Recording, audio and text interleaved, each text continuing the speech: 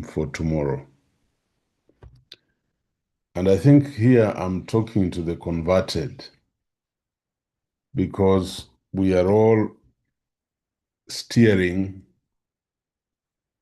our resources. Right now, if I ask you why you are doing this program, you are exercising wisdom and using your resources today for tomorrow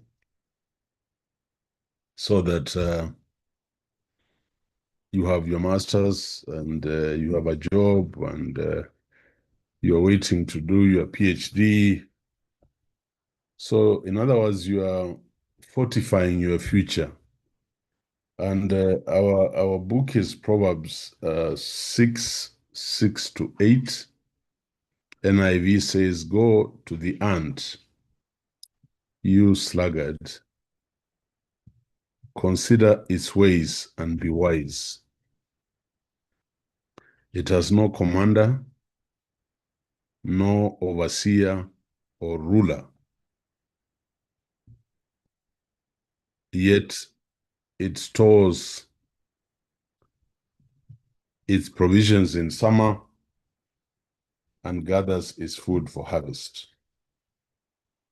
If you look at the ESV, go to the ant, O sluggard. Consider her ways and be wise. Without having any chief officer or ruler, she prepares her bread in summer and gathers her food in harvest. This is very interesting. And remember, preparing ahead. And that's what you're doing. I admire a lot of you, by the way, when I look at your age profiles, your demographics. You are getting your master's at a very early age. In fact, in the first cohort, we had some students who had just finished their undergraduate and they went on to do their master's. And in January, they're starting their PhD. So you can see where they'll be in 30, when they're 30. They did not wait to get their PhDs when they were 50, 40 something, like some of us 50. So preparing ahead. Now, Solomon found inspiration by observing ants, creatures that, through God's design, are not wasteful, but practical and prudent. They plan and prepare ahead. After a harvest, they gather their provisions and invest in their future.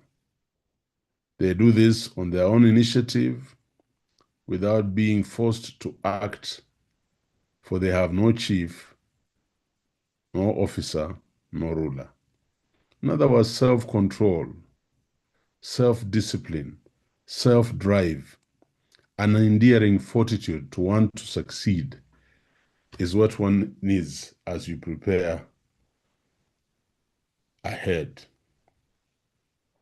In contrast, some people are sluggards. That term is commonly used and people really resent it. But when you look at some of people's lives, then you begin to ask, who is a sluggard? They are lazy and don't act unless forced to do so. Proverbs tells us that these sluggards are wasteful, dominated by cravings, and eager to consume their resources without thinking of future impact. Now, because they don't plow their fields or sow seeds when they have opportunity, they don't reap at harvest time. I want to pause there. And I must admit that as I look back in my life, I too was or have been a sluggard. I have a friend, a professor friend at Texas A&M, where I did my postdoctoral studies. And from his first salary, he started saving 10%. As he took his tithe of 10% every Sunday, every end of month, he saved 10% of his salary. And it's amazing when he was telling us about his life and encouraging us. He was also almost my age mate, and I was in Texas A&M for the postdoc studies in 2011, thereabout. He had saved the equivalent of about 600 million Kenya shillings just by saving 10% of his earnings. And then I kept on thinking about it, but I said, too late, bahati mbaya, mimi siku save, nitangoja pension ya serikali. So one time my daughter comes around with a book that reads the richest man in Babylon. And I read that book, and it reflects on what this professor had done all his life. Because this professor, even when he did any consultancy, any extra work, he had 10% to save. This book really encourages us to pay yourself 10% of what you earn. So if my salary comes in every month, I take 10% and I save. But if I go for marking and I'm a teacher and NEC pays me 50,000 shillings, I take 10% and save. When I sell my maize on the farm and I get 600 or 700,000 shillings, I take 10%. So what do? Pay yourself first. How much? 10%. And it's unbelievable, the culture of saving, which is so remote in our African setting. That's why you see most of these other people, they long for retirement. You can't. In fact, in France, you remember the other day, they were rioting in the streets because they had pushed the retirement age to 60 or something, and they couldn't understand. They wanted their money.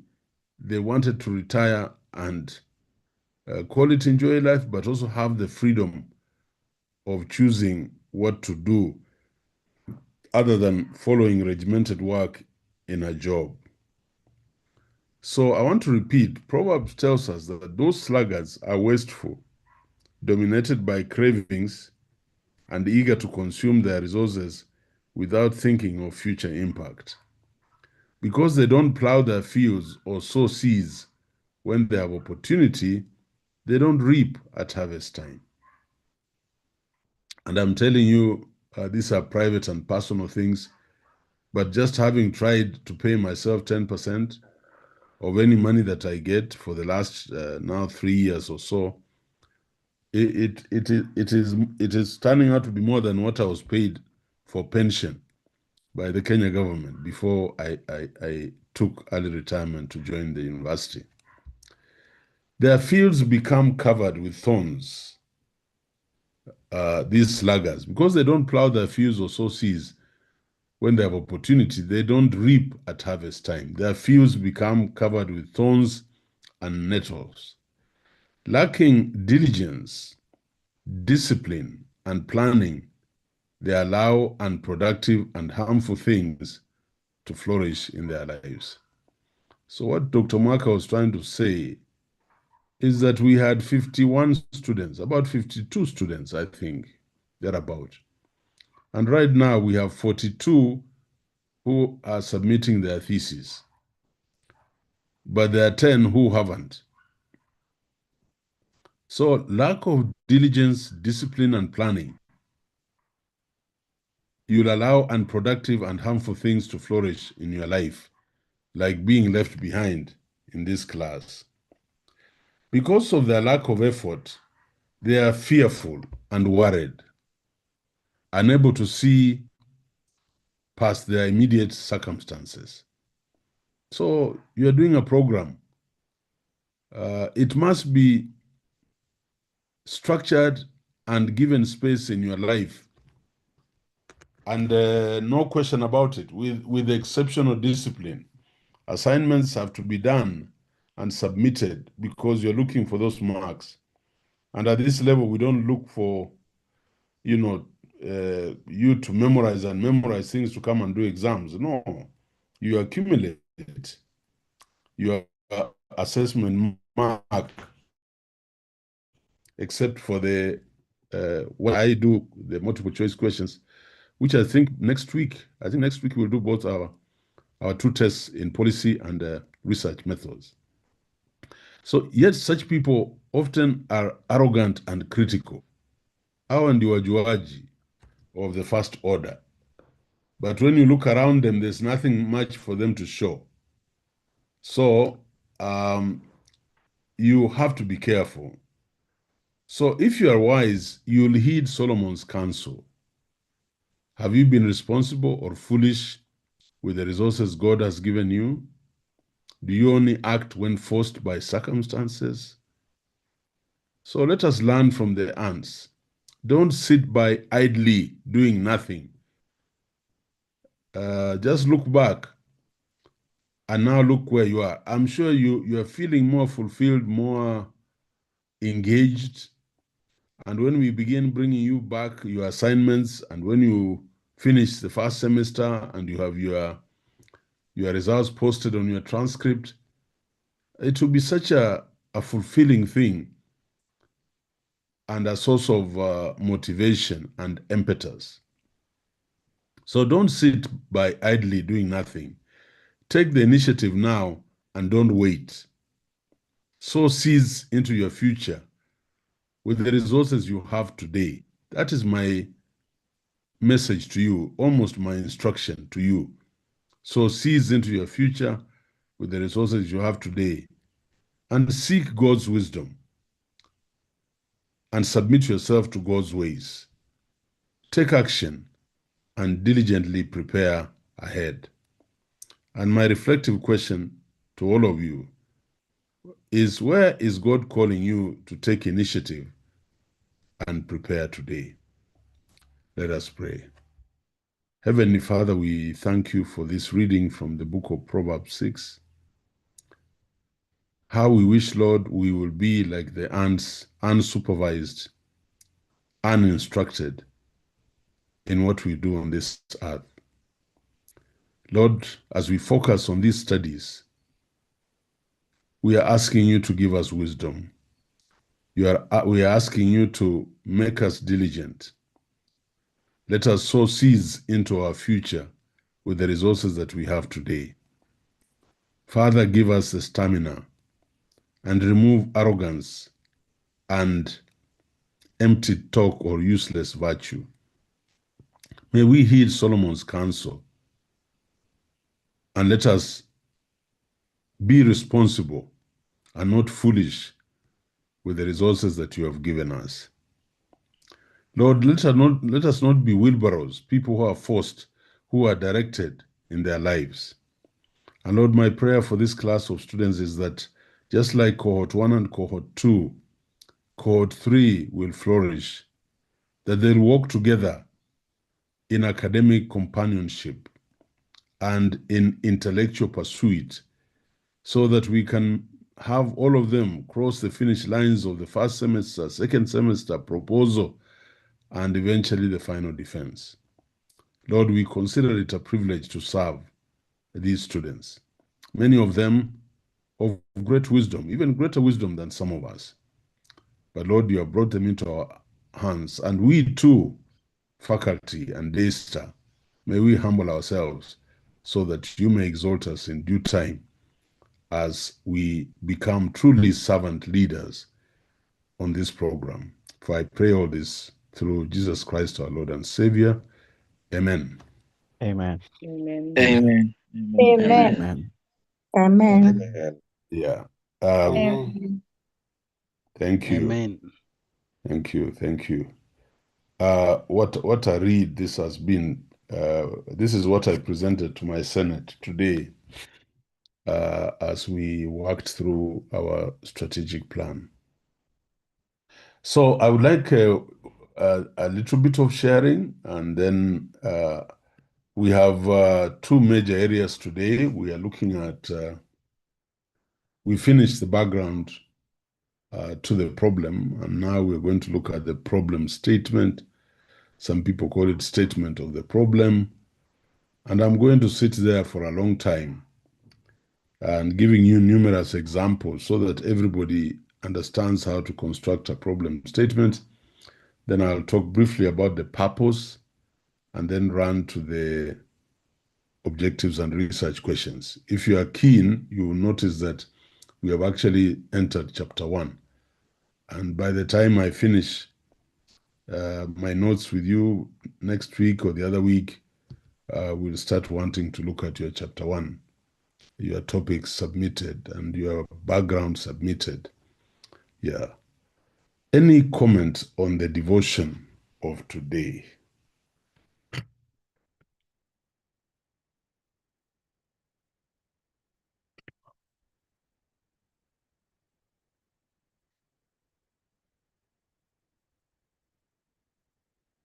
Way from Turkey. Oh, Let's go. oh, it's me. Oh, Yes. yeah. Thank you so much, Prof, for that word. It is really time. It's like you've talked to me like I've been thinking about that today. Like in this life, no one can motivate you. It's you. Just motivate yourself. You reminded me that I truly need to be resilient in all that I do. And there's a say that always go make hay while the sun shines. Indeed, this is the time. And thank you so much for that word, because self-control is all that will help us to be what God has destined us to be. I really appreciate that word. It has been a blessing, and it has stirred my soul so much. God bless you. Thank you. Yeah, thank you. I mean, when I look at young faces in this class and other faces, I mean, it's just such an advantage in your life if you take care of it. All right. There is Violet. But what is the meaning of this word sluggard? My students should already have gone to the thesaurus and found out what is this sluggard? Is it a good thing to be?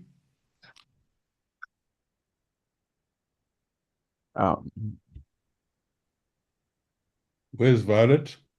Violet, thesaurus, Prof, this generation understand a different What? Lazy. searching. Yes. Thank you so Yes, much. Violet, as you also tell us what it is. Okay, sorry, I've not searched it. So I'll just make my contribution. I really want to thank you, Prof.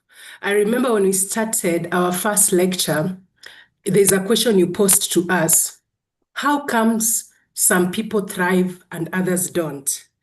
And when we are talking about the 4 types of soils. And when I look at today's devotion, that answers. Some people thrive, others don't, just because of laziness. So if you're lazy, you won't thrive.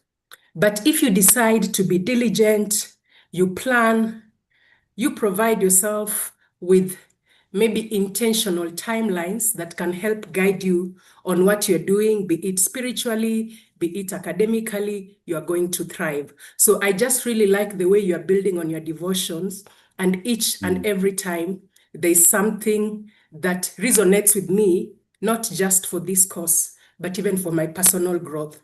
I've really connected very much with saving. I remember my mom used to tell me, any small thing you put will always amount to much. But if you put nothing, there'll be nothing. So I think if you can't save when you're 20, it will be very, very hard for you to save when you're 40. But when you start those baby steps, they build up to something that is, even you yourself, you'll be so amazed at how far you've come. So thank you so much for that challenge. And I hope as a class, let us not be sluggards. Let us do our homework. Let us encourage each other. One of my group members, Vincent, calls it collegiality. Let us encourage each other and just make sure we are finishing strong together. God bless you. Thank you. Becky Kisirkoi says, a sluggard refers to lazy bones. Wow. Okay, any other comment before I... Ross, then Raja. Okay, good evening, and thank you so much, Prof, for the devotion this evening. I'm truly blessed by the word and encouraged. I've learned today that my take home is on self-discipline and to be self-driven, because there is nobody who is there to keep reminding you what you are supposed to do at all times. It is me as an individual to be diligent and to be disciplined, to start planning early enough and to take action. Again, the word taking action has become very key to me, because I need to take action. Whatever you have planned to do, sometimes we have very good plan that from today I want to do 1, 2, 3, but we put nothing into action. But today I'm encouraged to know that once I do the planning, I need to put it into action and be diligent, be self-disciplined, be self-driven, so that I can achieve my objective. Thank you, and God bless you. May you be filled with more wisdom, thoughts that you can share with us. Thank you, Mutai. Thank you. Thank you. You are such a gentle soul. Thank you very much. I was saying that do you know even responsibilities? If you don't plan ahead, you can destroy the lives of many people. Those of you who are in leadership positions, do you know one of the things that I promised myself when I came to this university, and I found it in, quite a difficult situation. I told my staff, one of the things that will never happen is we shall not gamble with payroll. It takes discipline. It takes hard work. We shall not gamble with your pension, with your statutory deductions, with your bank loans, with your society circle loans. We shall not do it. And that is the standard. If you exert discipline around there and control, the rewards are immense. How delightful it is to see people happy that they are on a secure medical scheme, that their cooperative savings are safe, that their pension is growing. Then you can demand work out of people.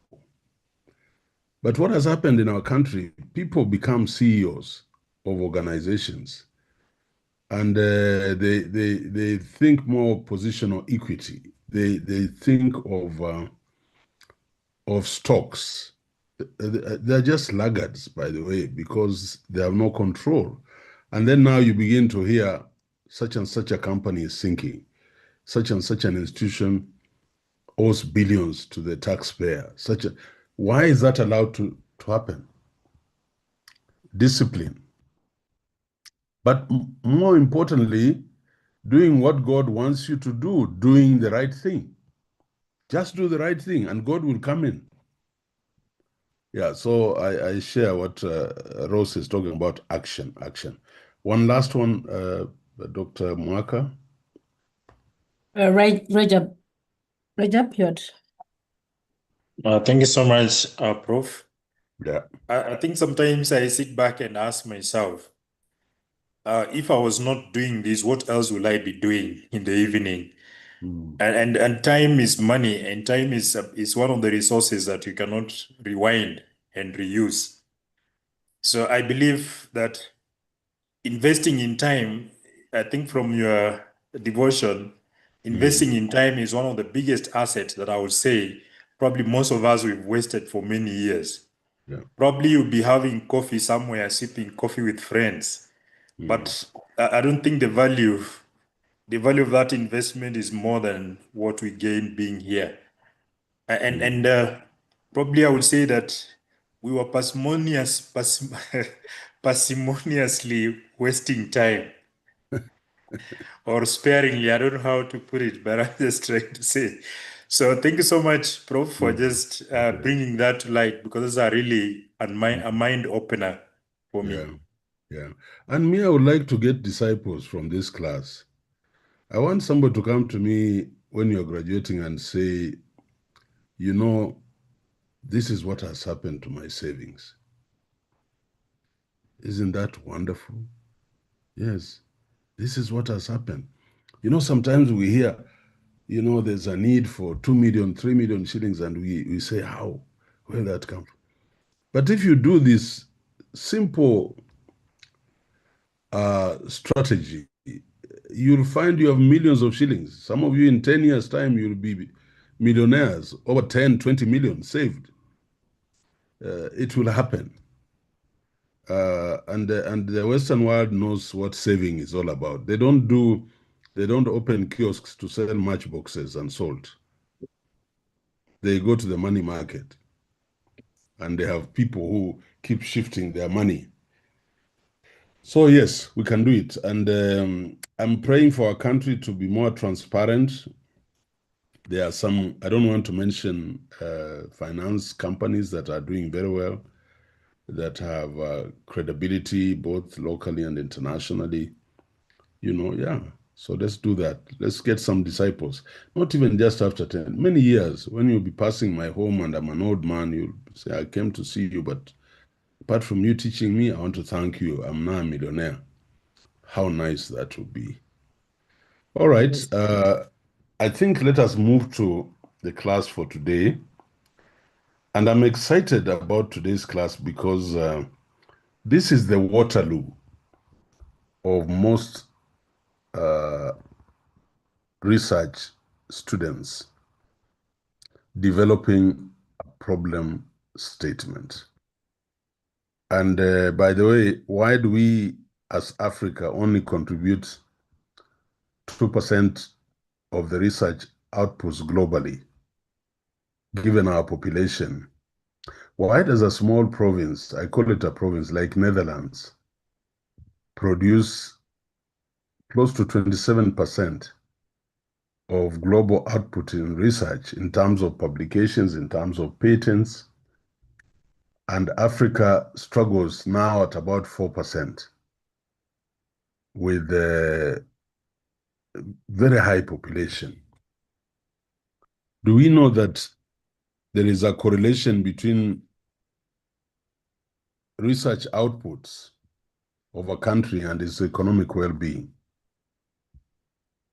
As I was telling you, I was in Denmark about a month ago, and I was mesmerized. By the way, I was mesmerized, and many times when I got back to my hotel room, I kept on saying, what is wrong with us? I didn't see anything spectacular in Denmark in terms of, you know, huge industries and what. No. The economy, a lot of agriculture, dairy, the economy, oil from the sea, and now technology. A country of 6 million people, and everything is free. Education is free and of the same quality. Hospitals, you can walk into any hospital, irrespective of your status. When students graduate from university, before they get jobs, they are paid the salary they would get on entry into employment. So if you're a teacher and you haven't gotten a job, you are paid that salary. Students in universities are paid money by the state, allowances for accommodation and meals. How is taxation there? It is 34%, around 34, 36%, but everything is free. Why? Because they have a saving culture. So the economic base is very, very strong. And I was saying, what is it about us that we can't do that? What is it about us that we can't do that? So what we have read today just simply instructs us not to be sluggards and really be wise in what we do.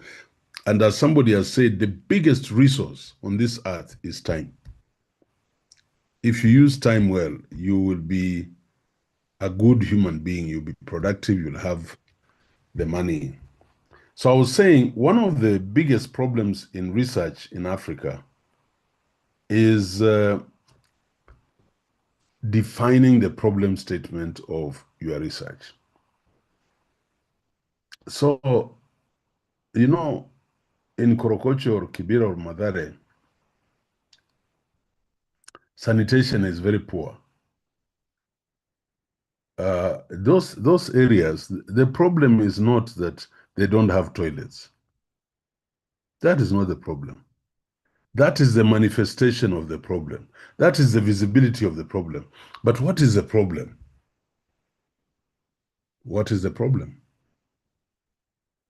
And if you are a good researcher, you'll begin to ask yourself, what would cause a place not to have toilets? And you'll find the biggest problem is, of course, the poverty levels in that area. Yeah, that is what is resulting in how those people are living. So if you want to reconfigure the situation in those areas in a research, you should be telling us some of the best ways to empower those people economically in a sustainable way, not empowerment efforts on weekends with helicopter money. That is not empowerment. How can we empower these people? What can we do? So identifying the research problem is something we want to spend the rest of the class today. You are wanting to ask me as many questions as possible. I have about 12 case studies I want to use to reinforce how do we then write a good problem statement. So let me see whether we can start from here.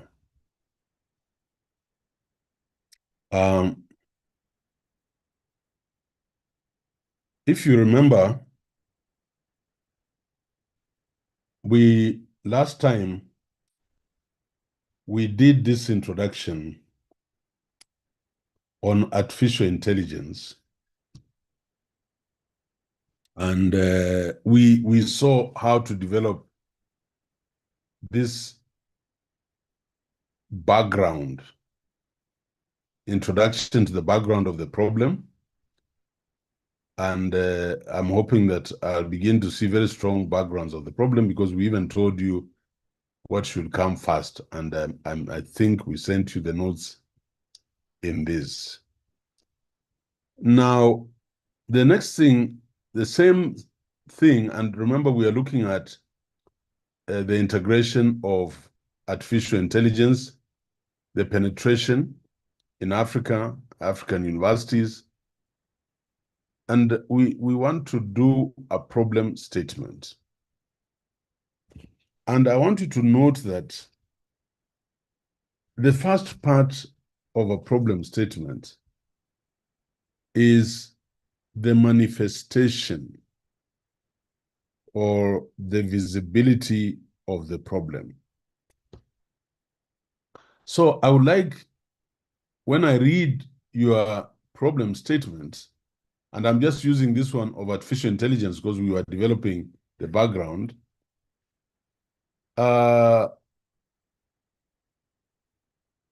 we were trying to look at the place of African universities in this AI revolution. Are we there or are we on the periphery? And we ask ourselves, what is the problem? If you read this last paragraph, we see that the significance of this study lies in unpacking the myth versus reality of AI penetration in African universities. So people are saying so many things, and we don't know whether it is the truth or it is a myth. So by systematically exploring perceptions levels of adoption, infrastructure readiness, and pedagogical impact, the study will provide empirical clarity on a subject often dominated by speculation. The inquiry will not only assess whether artificial intelligence is genuinely transforming African universities, but will also situate the findings within broader debates on digital divide between the North and the South, innovation in education, and Africa's preparedness for the fourth industrial revolution. So actually, what is the problem in this? What are we chasing here? We are saying, can we evaluate the penetration of AI in African universities? Is it a myth or is it a reality? So now we look at the problem statement. And I want us to have complete concentration here because this is a make or break situation. I would like each one of us to be able to craft a problem statement in your area of endeavor in research. So I would like everybody to pay attention and to be able to tell us in this topic of mine, this is my problem statement, and that we should be able to clearly see it and appreciate why you're going out to do that research. And ladies and gentlemen, this is our dilemma. This is our dilemma all the time. So I would like somebody to read as that part 1, manifestation or visibility of the problem. Violet, I see you're the first. Thank you, Prof.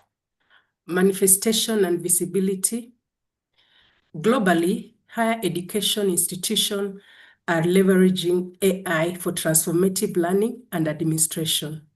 For instance, over 60% of universities in North America report using AI in student services and course delivery, according to Educase 2022. In contrast, less than 20% of African universities report systematic AI adoption, with most applications limited to plagiarism detection or administrative chat box, World Bank 2022. Internet penetration in Africa stands at 43%, compared to a global average of 67%, ITU 2023. While only 28% of African higher education institutions have reliable high-speed internet, according to UNESCO 2023, these statistics highlight a significant gap in access, infrastructure, and practice. Thank you. Very good reading. But I want you to understand. And when I come to read your problem, what I want to enter into is the manifestation of the problem, the visibility of the problem. I want to read that first paragraph and share with you your dilemma, your source of pain, your frustration.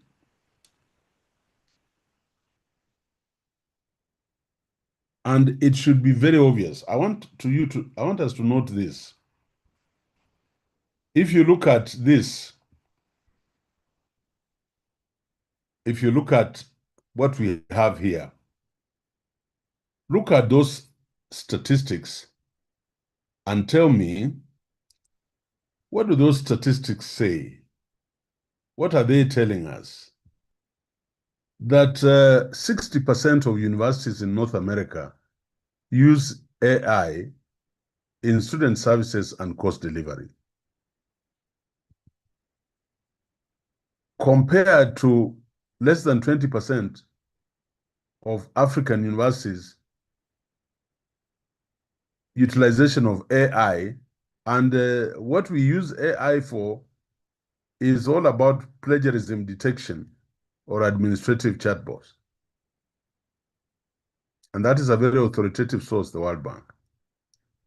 Look at internet penetration in Africa, stands at 43% compared to a global average of 67%, while only 28% of African higher education institutions have reliable high-speed internet, UNESCO 2023. Really, you should agree with me that you see where the problem is.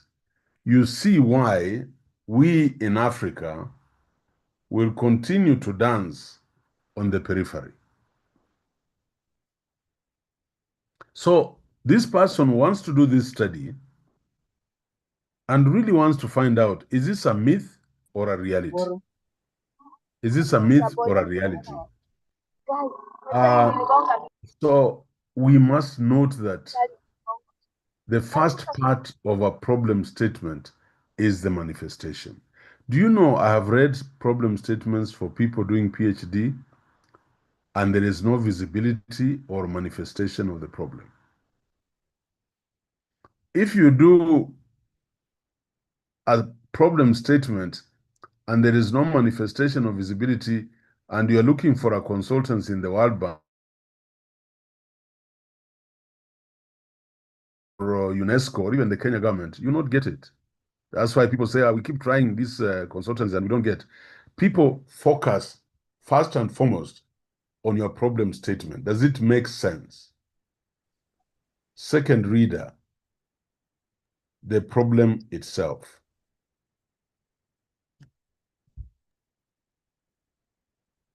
Who was the second reader, Mwaka? Or whoever is ready, please pick it up.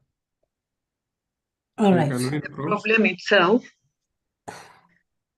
The problem itself. Despite global enthusiasm, the actual extent of AI penetration in Africa university remains uncertain. On the other hand, governments and institutional policies protect AI as a cornerstone of educational transformation. On the other, students and lecturers of experience little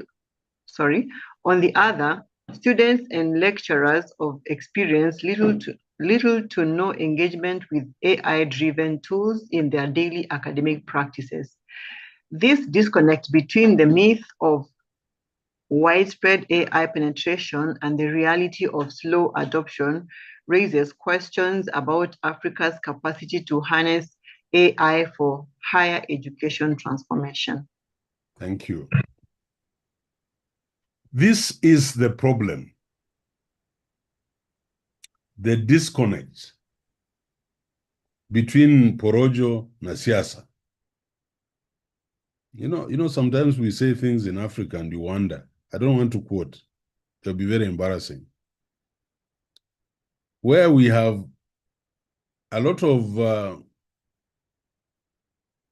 political machinations, for example, around how much we have done in terms of internet penetration or widespread. Sisi wa Kenya bwana, sisi wa Kenya AI iko kila pahali.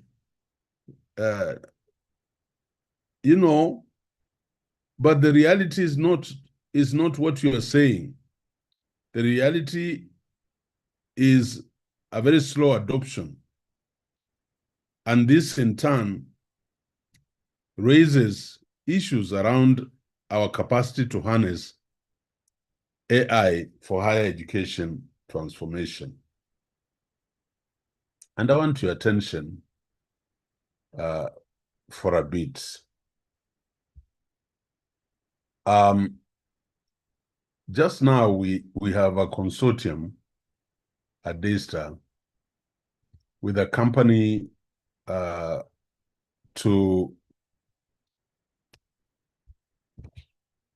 have a huge spatial AI center in Daystar. In fact, it is a 900 million Kenya shillings project, about 6,000 millions US dollars. Our contribution is about 40 million. I think now we are paid more than 20-something million. We are going to have what is called spatial AI. That means you have virtual space and real space to understand how things work. So, for example, my students in nursing will now be able to experience how an actual human heart works. Just what we learned in biology when we were in high school, we memorized, the ventricles and the atriums and blood coming in from the aorta. They are able to see that in reality. They're able to see a heart pumping. When we talk about heart attacks, they are able to see virtually the accumulation of cholesterol around the heart and in the arteries. I'm giving an example. We are also now in your defenses, and this is my strategy and my prayer, that your defenses will be very different from the first and second cohort, because we are going to put you in a spatial AI environment. We are going to tell AI who you are, what your topic is, and what your research questions were, and AI will start firing questions at you as we, your examiners, listen and record our impressions of how you are handling that situation. Because of AI, we are able to get into applications. We are able to get into applications.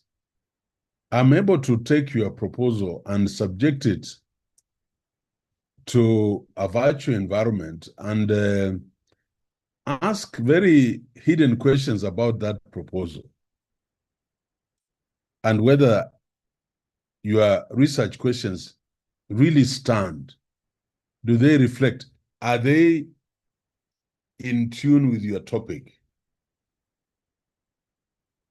Are we really looking at the right gap? And if we're looking at the right gap, what variables are we going to chase in this study?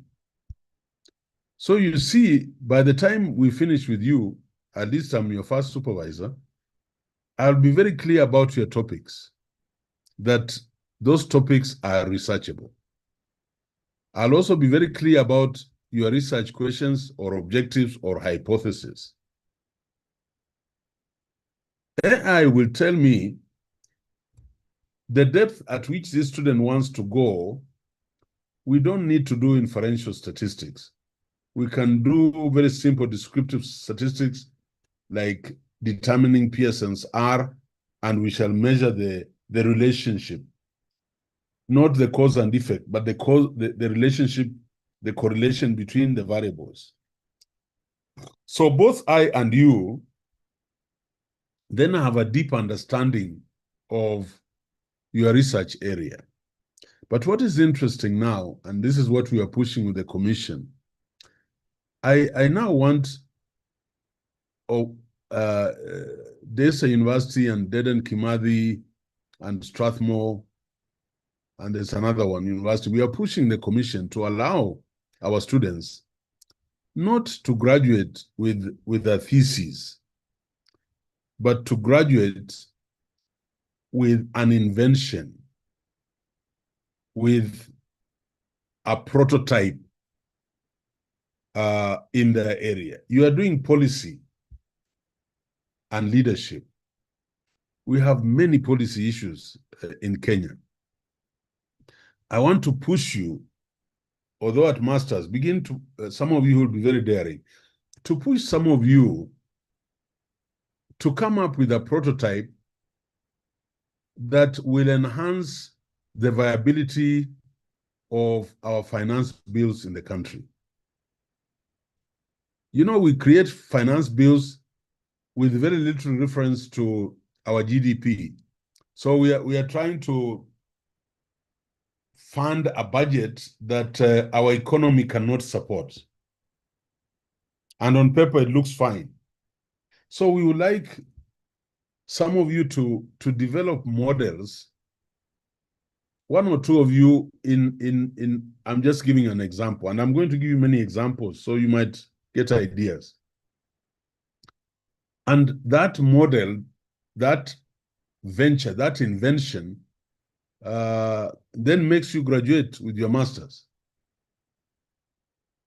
as your product of your study. I'm aware that many of you come from different fields, and we'll look into those fields. I'm looking at, and I've said this before, the performance of maths in the country. Really, we have to provide that solution.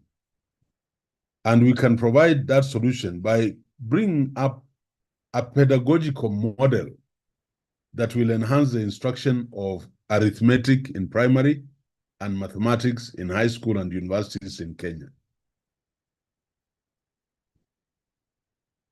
And so on and so forth. So because of spatial AI, we should be able to produce innovations. We should be able to produce prototypes, because now our ability to penetrate the unknown has been expanded. But before all that, you must be able to tell me what is your problem. So part one is manifestation or visibility. And in this visibility, I want to see studies and I want to see statistics. That is what visibility is all about. Studies and statistics. Then you must tell me what the actual problem is. Like here now, after all these studies, so what is the problem in Africa? The disconnect between the myth of widespread AI penetration and the reality of slow adoption raises questions about Africa's capacity to harness AI for higher education transformation. Third reader, the next part of your problem statement will be the context. That is studies amplifying the gap. The context, studies amplifying the gap. Recent studies underscore this dilemma. A UNESCO 2023 review of AI in African education concluded that most institutions lack the infrastructure, trained personnel, and financing to sustain AI-driven learning. Similarly, AUDA NEPAD 2021 observed that while AI strategies exist at policy levels, translation into universities is minimal. Research by Ojo and Adebayo 2012 on Nigerian universities found that less than 15% of lecturers actively used AI-enabled platforms in teaching. These findings amplify the contradiction between policy, rhetoric, and institutional realities. Wonderful. You're a very good reader. Thank you. Now, colleagues, let us look at this. After you have, in your problem statement, I want to see the manifestation. I want to see the problem itself. I want you to tell me the context, the studies that have been done in a particular area. And then I want you to tell me that this is actually the problem. Look at, when you read this, the UNESCO study, the NEPAD, Ojo and Adebayo, you see that these findings are repeating the same thing. They are amplifying the contradiction between policy rhetoric and institutional realities. So what I expect, and we're going to do many examples, so just stay in there. what I expect is that you will develop a context within your problem statement. You will tell us studies that have been done, and therefore they are amplifying the gap where you want to get in and study. In fact, this person actually wants to amplify the contradiction that these studies are revealing and do research there. Number 4, you then tell us the gap itself. Next reader. The gap itself. My name is Lois. I'm reading. Yes. What is missing is empirical clarity on whether AI penetration in African universities is myth or reality. While global studies report rapid adoption, Africa-specific inquiries are scarce, fragmented, and inconsistent. No consolidated research has systematically mapped the perceptions, infrastructure, and actual usage of AI in African higher education. This study, therefore, addresses a dual gap: the empirical gap, that is lack of data, and the knowledge gap, the absence of clarity on lived realities of AI in African universities. Very good.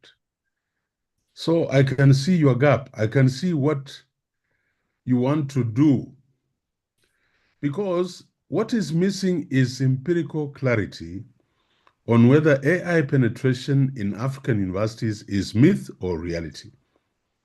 So while global studies report rapid adoption in Harvard, in Stanford, in Cambridge, in Wits in South Africa, because that's not quite Africa, South Africa, Africa-specific inquiries are scarce, fragmented, and inconsistent. So no consolidated research has systematically mapped the perceptions, infrastructure, and actual usage of AI in African higher education. So this study, therefore, addresses a dual gap: the empirical gap, you're going to bring us data to show this penetration, and the knowledge gap, where you tell us the reality of AI in African universities.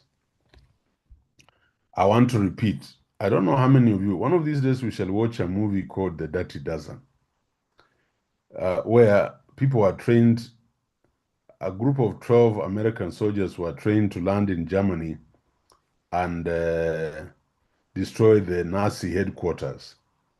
So they had to go through a lot of drilling. So number 1, and they would shout what they would do. Number 2, we shall get out of the helicopter and land. Number 3, we shall climb using ropes into the military headquarters. Number 4, like that. So I want you to be this as a historian in research methods. Number 1, manifestation. Visibility of the problem demonstrated by studies and statistics. Number 2, the problem itself. The so what. The so what. If we don't bring this out, we shall continue to be left behind because we are fragmented and there's no clarity.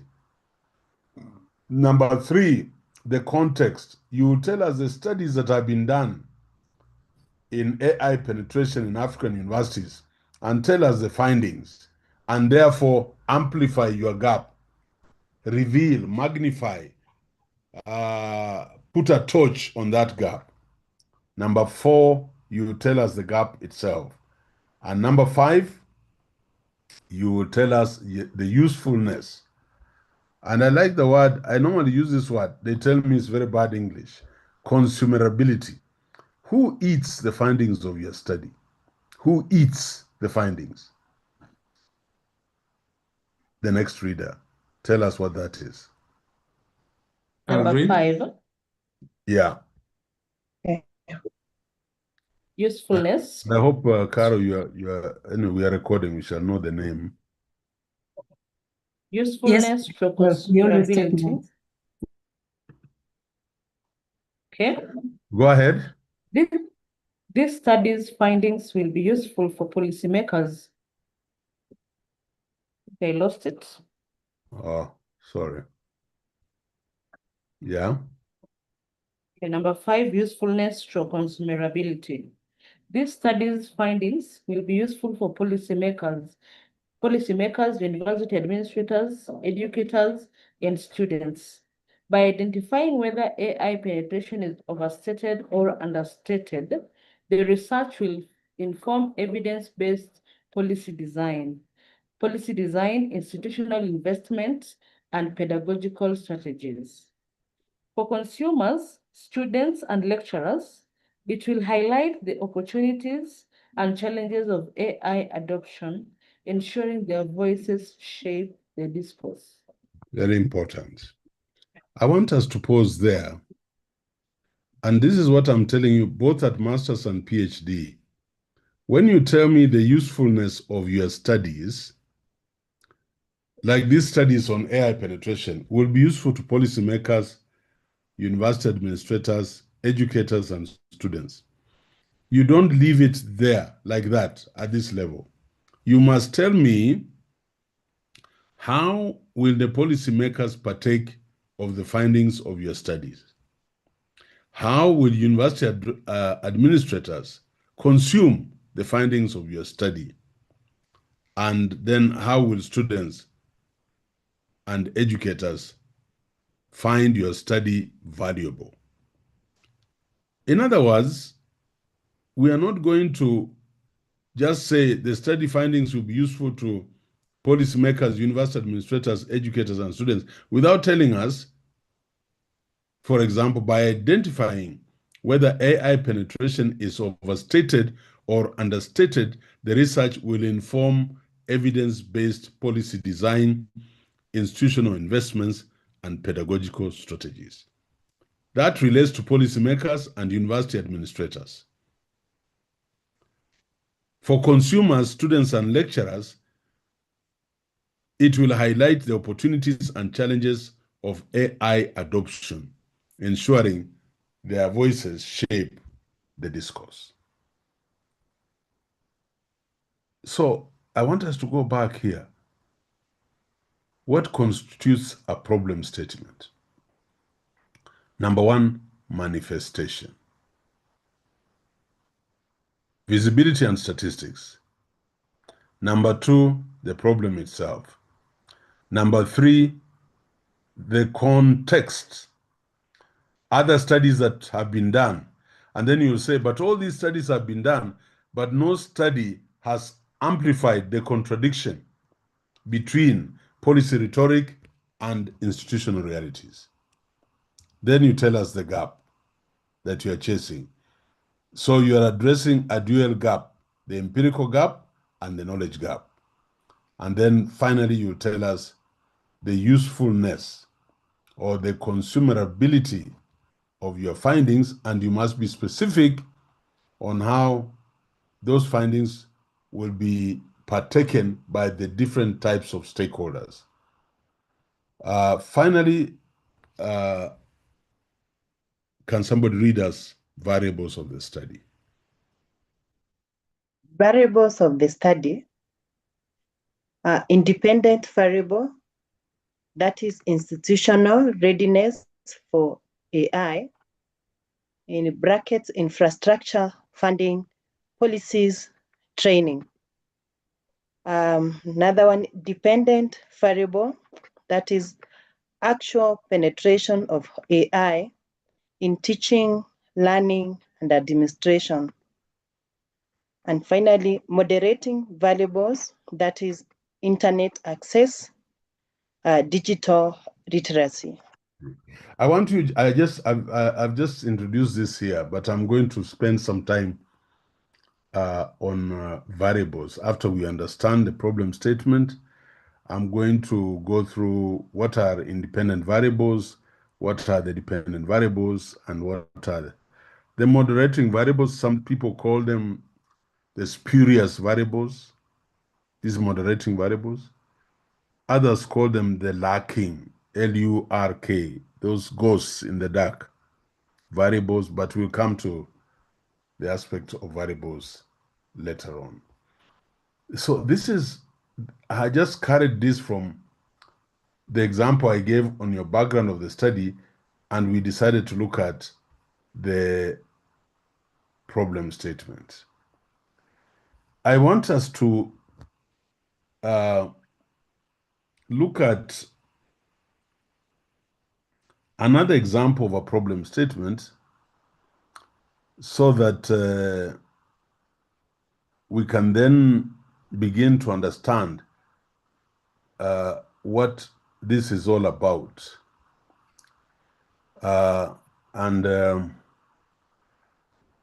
This is a thesis I supervised of a student from Makerere, perhaps one of the most brilliant students I've supervised before. We had a collaboration with Makerere when I was at Moi, and would go there for research seminars for East African universities. So I met this student. She was called Aisha, and her project was communication strategies and the control of malaria in Uganda, a case of the Stop Malaria project. This student was in the School of Communication. And you can see, obviously, she is looking at communication strategies and viability in the control of malaria in Uganda. And there was a project, the Stop Malaria project in Uganda. So I want us to read this problem statement and then begin to see, first of all, where is the manifestation? Where is the problem itself? Where is the context? Where is the gap? And what is the usefulness? Who will partake of these findings? So we'll ask a good reader who will read us through the whole problem statement of the problem as we internalize as the audience. So again, if you are ready and you are a good reader, please take it up. Malaria is a principal global health. The malaria project. Okay. So who is reading? Stop the malaria. Njenga Kamami. Okay, Njenga, go ahead.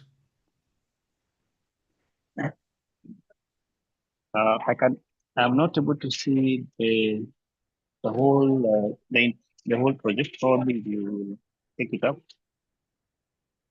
Can you see this one? All right. Statement. I can only see. Seeing. All right. I'm seeing. I'll go ahead. Yeah. Yes, thank you. The Stop Malaria Project. Statement of the problem. Malaria is a principal global health problem. Muhe 2002, Okolosobo 2011, Sachs 2005, Talisuna 2012, WHO 2011, Yeka et al. 2012, Yame and Ataran 2003. In Uganda, a recent malaria program performance review by the government, in bracket GOE 2011, indicated that malaria cases increased from 28% in 2001 to 45% in 2010. One of the major causes of this crisis is the inadequate use of communication to promote malaria control. If unchecked, the increasing prevalence of malaria will jeopardize Uganda's bid to attain both the health-related MDGs and RBM target by 2015, beside entrapping the country in poverty. Previous research on communication and malaria control examined the question of community perceptions, knowledge and practice regarding malaria control and prevention, noting the pressing need for effective communication to impact people's knowledge and practice, in brackets, e.g. Mbonye et al. 2006, Zambagasani et al. 2007, Nuaha 2002.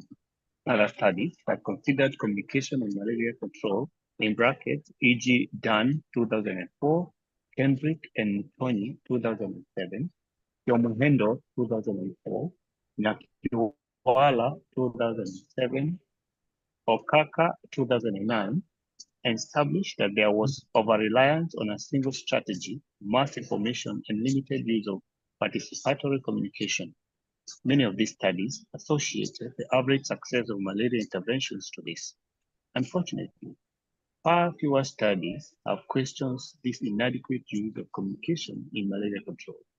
While information increases awareness, participatory approaches motivate and maintain behavior change besides directly engaging communities in tackling social problems.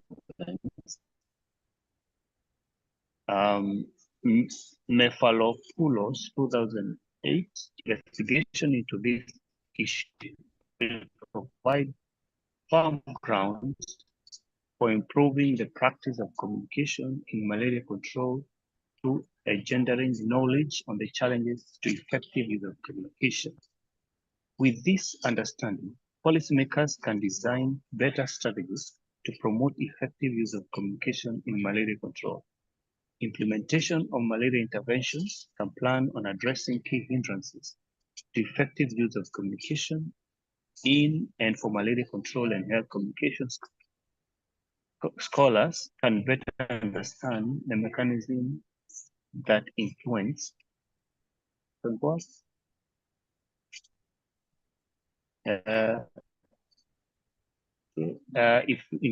effective use of communication in intervention. You are going off and on. I don't know that it's me. You're not going up. You take up the cursor. Why don't you read from here? With. Yeah, you were breaking a little, so you read again. From, yeah. With this understanding, policymakers can design better strategies to promote effective use of communication in malaria control. Implementers of malaria interventions can plan on addressing key hindrances to effective use of communication in and for malaria control, and health communication scholars can better understand the mechanism that influence. Go up. Okay. And they go, all right.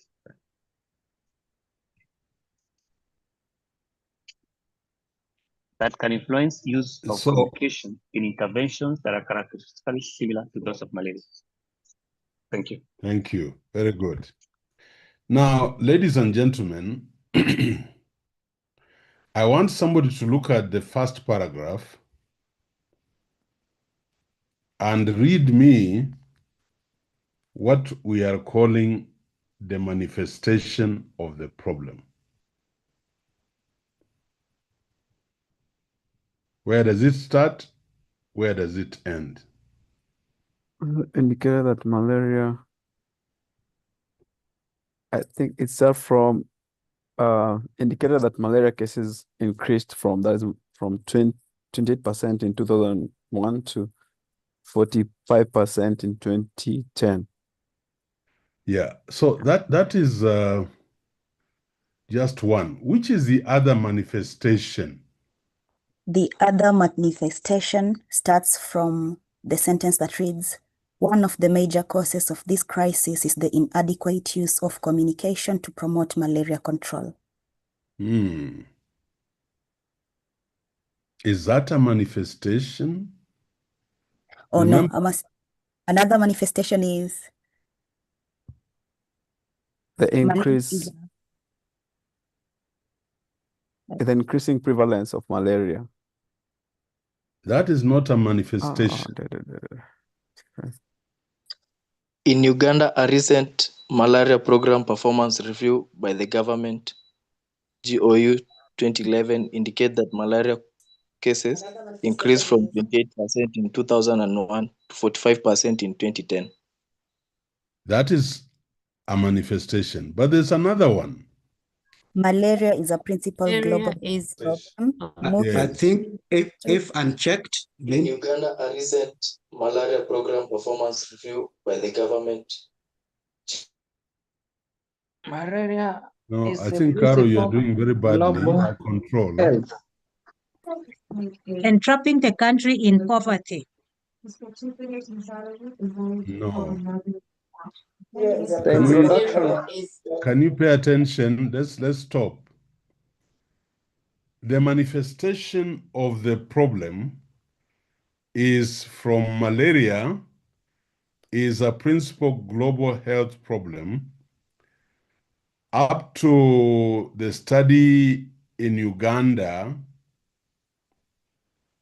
that tells us that 28 to 45. This is the manifestation of the problem.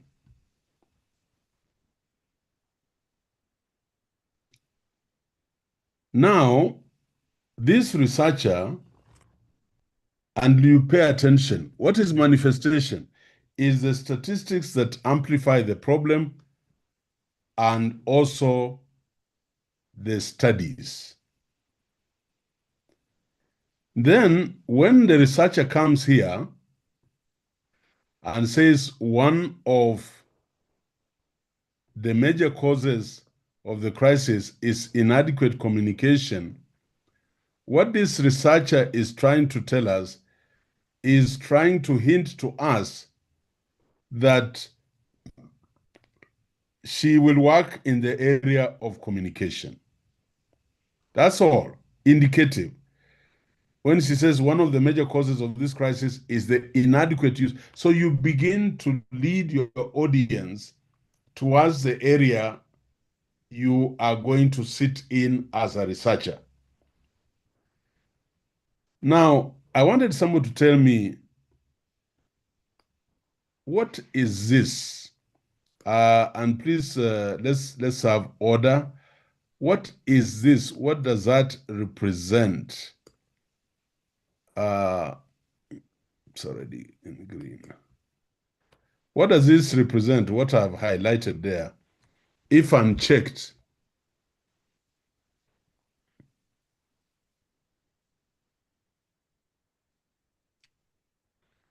What does that represent? And let me ask Moses Otieno, what does that represent? I think, thank you, Prof. I Yeah. think this is, if unchecked, the increasing prevalence of malaria will jeopardize. It is giving us the relevance of this study to the government of Uganda. Yeah, me, I can understand. But you see, we at Daystar have categorized and will always name parts of the problem statement in a particular way, starting with manifestation. So, Josephine Kairi,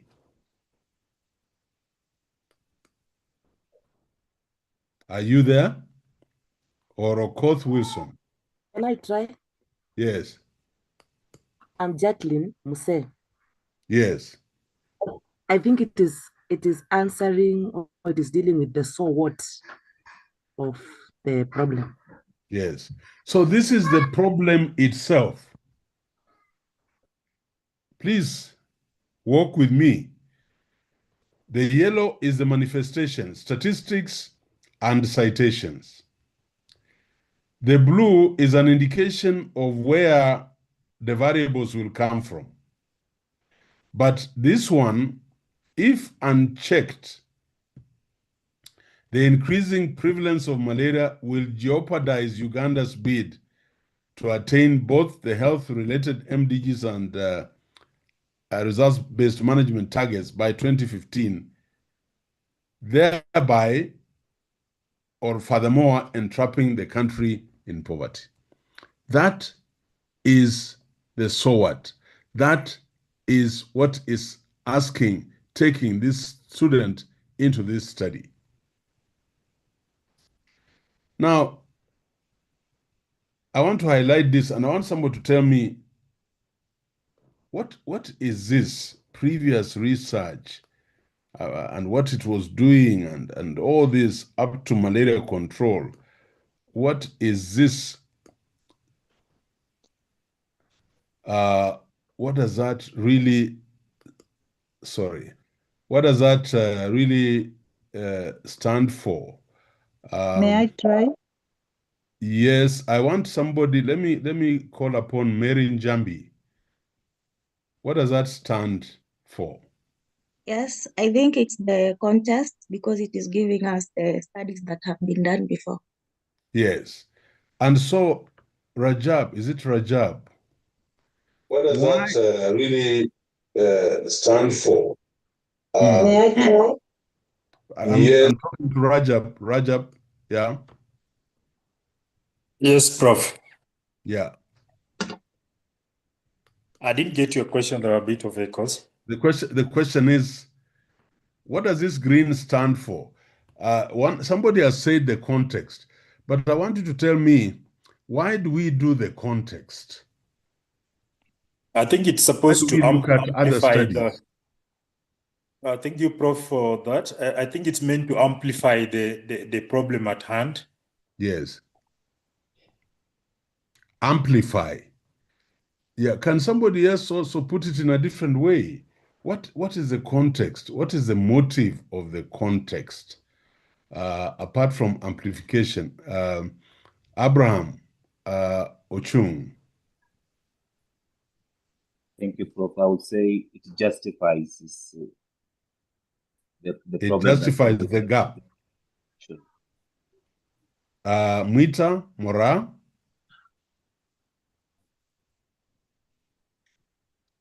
Yes, Prof, thank you for this opportunity. I think is to make it real. Make it real. Yes, thank Beth. To show us where we stand in that problem.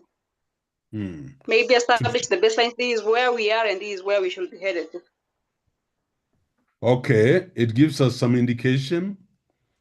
Jacqueline Muse. I think apart from all what they have stated, I may add that it is there to show what has been done and what has not been done, that she thinks that if she adds it, it is going to assist in communication of the matter. Well done. Yes. So you can't say, my study will do this without telling us what have others done and therefore have left you a gap that you want to concentrate on. I want you to carefully look at this part here and tell me, in your best of thinking, what is this? Sorry, that yellow is horrible. I want you to tell me, what does this last part stand for? This part. What does it stand for?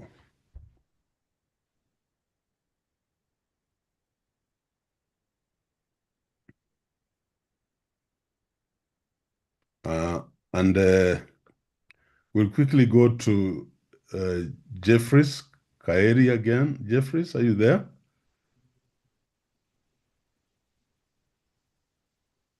If she's not there. Prof, I'm here. Okay, go ahead. I think it represents the gap, the research gap. Very good. It represents the research gap. Who can put it in another way? What does that represent? Anastasia Mbada. Knowledge. Prof, Yes. the gap showing the Knowledge. absence of information that is missing. There's something research is supposed to reveal or bring out. Yes. But I want somebody to be more exact. What is this candidate telling us? Can I She's try? going, what will her study engage with? Evidence. Communication is very broad. Yes. What will it engage with? Alice Theoretical Kimeli. evidence. Okay. Someone wanted to try? Yes. Alice Oh, Kimeli. empirical. Empirical. Was that Alice? Who said that? Can I try? That was B, Daktari. Go ahead then. Yes, thank you. I think this represents the knowledge gap. Yes. But class, pay attention here. While information increases awareness, participatory approaches motivate and maintain behavior change besides directly engaging communities in tackling social problems such as malaria. This candidate is obviously telling us the gap. Yeah. She's going to use participatory approaches of communication to motivate and maintain behavior change. Someone says yes. So Yes, it's like empirical gap, I think so. Yes, Prof. Look at it. Participatory approaches. What Yes, would Prof. you name this paragraph? Prof, if I may ask something. Yeah, go ahead. Yes, just on the paragraph that we have read. Yes. The one that you highlighted up there, if you can project it. Thank you. Now, it's saying this paragraph, when information increases awareness, participatory approaches motivate and maintain behavior change besides directly engaging communities in tackling social problems, and those citations and then such as malaria. Yeah. I don't know. I'm looking at it differently. That this researcher is trying to give out an idea that before what has been done before is information that is giving awareness, but it has not involved people directly in changing the tendencies, in adjusting their behavior to tackle malaria. Could it be also, can someone think about it like there is a policy gap here? That the existing policy has addressed these incidents in just giving general information, but our focus will be on involving the Ugandans directly. Can I try? Prof, I think it's evidence gap.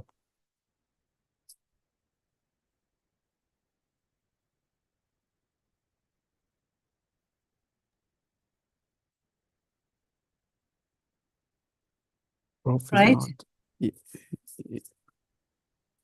Evidence gap. Yeah. There are so many gaps. So yes. We have mentioned almost all the gaps, even methodological gap, evidence. No, I think it's evidence which research gap. It's evidence because they have to do investigations, which means they do not have they need to do investigations on those research topics, asking people so they can come with something tangible. I feel it's evidence research gap. Daktari, can I try? Continue. Prof is there, is listening. Okay. I think the researcher there is trying to justify why he is taking up the study. Okay. Carol, may I say something about that? Yes, Daktari? right. I think what I'm picking from here is that this person is appreciating that, yes, true, information is good and it increases awareness, but there is something that was not done or needs to be done, and that is involving people. Okay. Letting people participate in so that they are aware or they know what is happening, and especially concerning malaria. So I think the person is appreciating, yes, information is good and it increases awareness, but involving people is more, and therefore he or she is going to involve people more so that they tackle this issue of malaria. So are you justifying participatory as an evidence gap or what? To reiterate on her, I'm not justifying it as an evidence gap, but as a methodological gap. The method she's going to apply to tackle. Very good. Very good. I'm really excited about that. A participatory approach and maintain behavior change. That if people participate, they take ownership. Yeah. So the methodology, in fact, this is a very good example of a methodological gap. And I want you to note that the reason you do the context, the reason you show us your studies, you tell us where you have read, is actually kutafuta, kupenya, kutafuta nafasi yako, where you can now situate your research and be among those who have gone before you. The yellowed area is just the consumerability. And I want somebody to read us this paragraph, because it will emphasize what I'm looking for and what I'll be looking for when I am marking your work. So can somebody pick that? Ground for improving the practice of communication in malaria control through engendering knowledge on the challenges to effective use of communication. With this understanding, policymakers can design better strategies to promote effective use of communication in malaria control. Implementers of malaria interventions can plan on addressing key hindrances to effective use of communication in and for malaria control, and health communication scholars can better understand the mechanisms that influence effective use of communication in interventions that are characteristically similar to those of malaria. Yes. That's very powerful. Usefulness, application of your findings, consumerability. You must tease out your findings and how each of the different stakeholders will consume them. So that is example 2. This is now a professor, by the way. Aisha is now a professor at Makerere in Uganda, and I was her external examiner. So I'm going to send you the problem statement on artificial intelligence. I'm going to send you this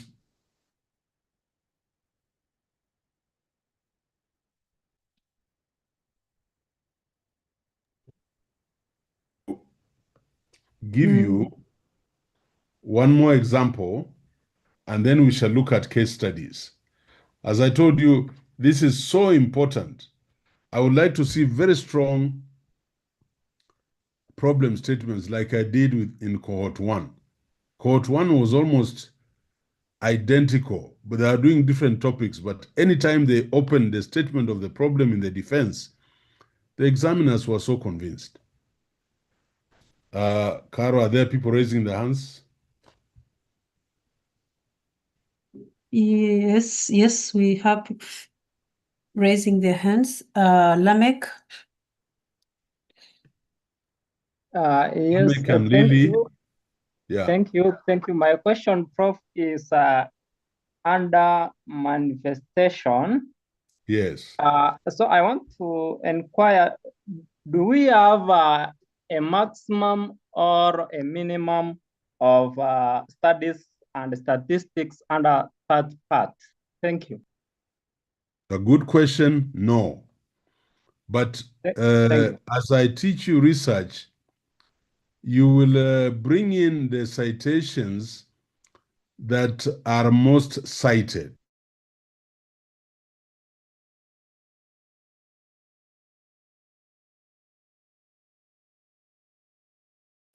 And this Okorosobo, highlight it, copy, and then go very quickly to your go to Google, like there, put there these two people, and not download, but look for them. This one is not showing, but let me give you an example. If you come to a citation like, let me just pick an example. If you pick a citation like Muhoro 2018, you see this is Muhoro 2018, and it gives you what this Muhoro is all about.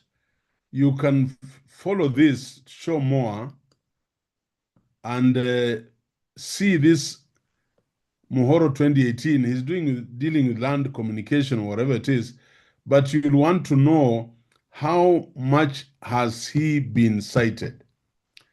And you'll find that if you want your manifestation to be strong, you want to pick publications that are widely cited. And those are the ones you'll give priority. Sometimes you'll find 20, 30 studies. You can't do all of them. So you look at the citations that accompany the work that you're looking for. And there are many other ways. You'll also look at the journals that are published in, reputable journals, and they are the ones you pick. Let me give you an example just to be sure we're putting this right. Look at this. If I was chasing an author like this author, suppose there was this author who had been cited, and I don't know whether I want to use him in my works. You will go to the article in question, and you like to see how has this, what is the level of citation. I'm trying to look at whether this has citations. Maybe I should just do this, just 1 minute, so that we make the point clear. Let me go here. Now, let me go here, and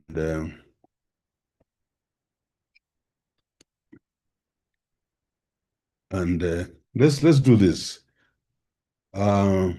Suppose we went to Google Scholar citations.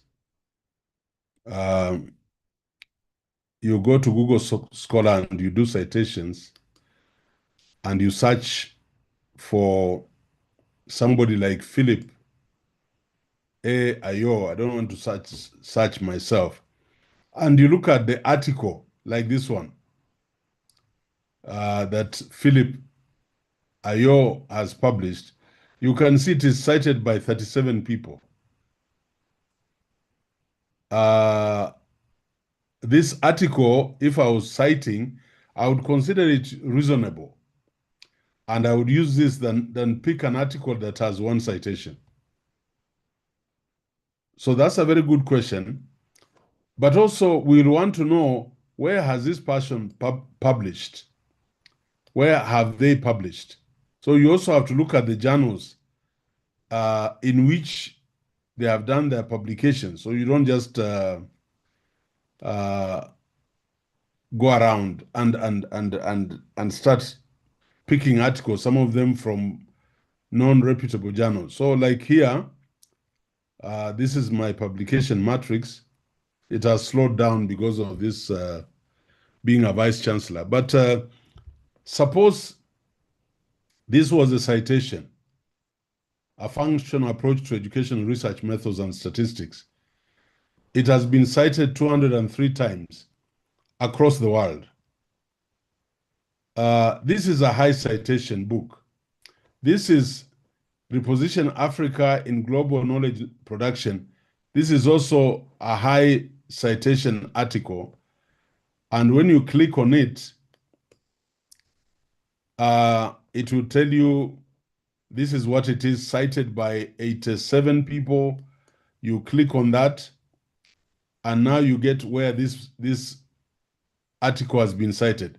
All these are articles by people who have cited that article that we wrote with my colleagues. And the articles themselves are also cited by others. So if you click on this article, for example, look at it is a very highly rated article, cited in a very high rated journal, Elsevier. Very few people get published in Elsevier. So you will go then and look at the references that have come up. There are 39 references that this person has made.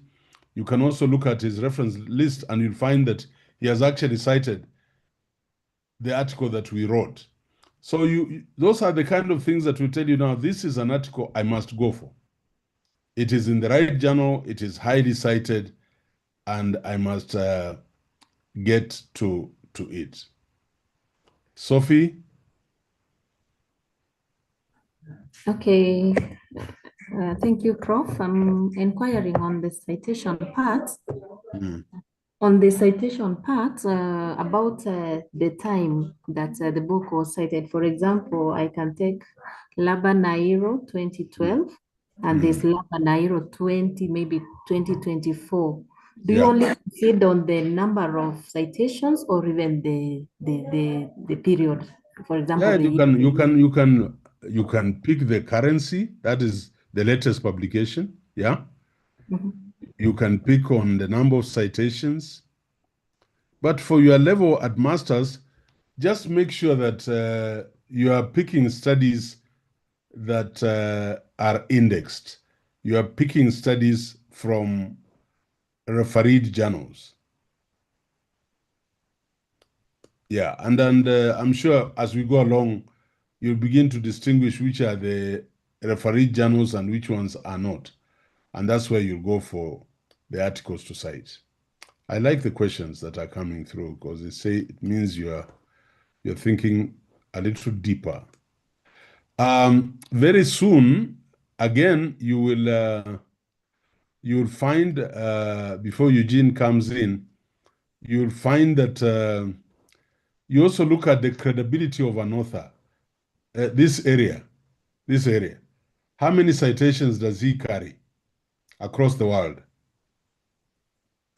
This is a very important index, the H index and the I-10 index of an author. It tells you how many times this person is being cited, and therefore really the work he's doing is credible, and you can take it to the bank, as it were. All right, I want us to go on. I want to give you another example. So I want you to take 10 minutes break. It's 7:42. Can we come back at 7:52 so that we can continue this problem statement? It's a very important area. All right, Carol, back to you. Right, I think we can take the break, the 10 minutes, and then they can come in, but feel free to still continue engaging here, and we can still talk about other things just in case that. So that should be, I can put a timer here so that you can be sure that 10 minutes are beginning at 11:42. So, sorry, at 7:42 for those in Kenya. So, and then we can take 10 minutes. Prof, you want them to ask after you come, right? Okay. So I hope it's getting in, but while on this break, just to those of you who've not finished registration, please always ensure you've registered. We have only, I think by today, we should be around the 138, meaning that you can see the class as about 150 something, meaning about, slightly above 15 students have not registered. Please, please, please, please register, because it's very, very important for you to register. Otherwise, you'll never see your results, and it will be, you'll not want to feel that way. And when it comes to the end of the semester, and of course, usually in the middle of the semester, they can actually deactivate you from the class. So it's important to ensure that you have already registered. Monday is your mid-semester. I was really thinking they'll give us 2 days. They gave us 1. So there'll be no class on Monday. That's the mid-recess for Daystar, meaning that you come back on Tuesday for Tuesday classes. But there's class on Saturday. Yeah, Saturday. Oh, yeah, Saturday there's a class, right? Saturday there's a class. So yes, and then Monday you have your off time out. And so I hope. Dr. Carol. Yes. Sorry for cutting you short. I want to make an appeal. Yeah. There was a timeline on submission on the annotated document. Okay. Some of us were time barred. Yeah. Would you be gracious enough to reopen the portal so that we can, for those who are time barred, whether we can be able to submit our work? Humbly asking. Thank you. Well, when Prof comes back, he can respond to that. If he would like to extend to you. Yeah, but we ask that all of us try to ensure that we keep timelines so that we don't have a lot of work towards the end of the semester. You want at the end of the semester, when it comes to an end, it's Christmas and holidays, you want to rest. You don't want to be doing assignments. So make sure that you do, but I'm sure Prof will give you some grace. Yeah, so those for those who are not, that I really help you. Usually I know you're supposed to register yourself, but when you tell me you've finished paying fees, I always tell the registrar to register you. Essentially, you need to register. I know there are a few students who joined in a little bit late. Mishak, you might also ensure that those students, their work, because some of them might have been, may not have submitted on time because of their joining. Let's not let them out. If you recently, you didn't have a Daystar email, let me know, because there's nothing you can do just with that Daystar email. You can't access Due Online, you can't access student portal, you cannot do anything. You must have a student email. And of course, after you have the email is when now Misha can help you with the DU Online. Remember, there are 2 platforms. There's the student portal, which is the registrar's portal that has and finance portal that has your finances, your balances, how much you're paid. This is where the results will be released. This is where you pick your courses. That is called your student registration portal. But then there is the DU online, specifically matters to do with e-learning. But when you have a problem with DU inline, because I'm away in the US, you might write me an email and then just go for Mishak and say, this is what I'm having. It could be an assignment. Anything related to the DU online with your assignments or notes. Because sometimes I wake up and I find so many texts, people asking me, how do I access? I've forgotten my password. And I may not be able to give you on time, number first. And the second time is that I will still have to go back to Mishak for the resource. So instead of me doing it on your behalf, you can. The only thing I can continue helping is registration. Once you've paid over half of your money that you need to pay, or full money, but some of you even have already paid full school fees, even for the whole program, always ensure that let me know, because there's no automatic registration. Those 15 students or so who have not, please, slightly less than 15, you really need to finish up your registration, so that the registration means you're paying. You know, in days time, when you talk about registration, it does not mean enrollment, it means paying. So that you can be able to access your classes, your assignments, and everything else. Meanwhile, you are on DU online, you are submitting your assignments, you're doing everything, but you will not access any other service in this without that. The around, maybe it's just slightly below 10 students. 15. Daktari, Yeah. I have an issue. Yeah. Kindly, we are requesting, is it possible to organize the WhatsApp groups into a community? Myself, I work in a society where I'm dealing with the community, so I have so many WhatsApp groups. And if I organize them into a community, I am able to trace them. I am able to find them. It also helps that when you're doing an announcement, you'll just announce it in the community without going to each and every single one of the WhatsApp groups. Kindly, just to help us navigate and even to help us settle and even the dynamics and change and everything, just to find those groups when they are scattered, ni ngumu sana. You find maybe the Monday group is 50 communications behind, the other one equals 70, like finding and scrolling through is such a hassle. But if there is a community, it's just a single click of a button. We get to the community and find them all organized. Tunajua all DU communication is under this community. It will really make it easy for us. Tafadhali.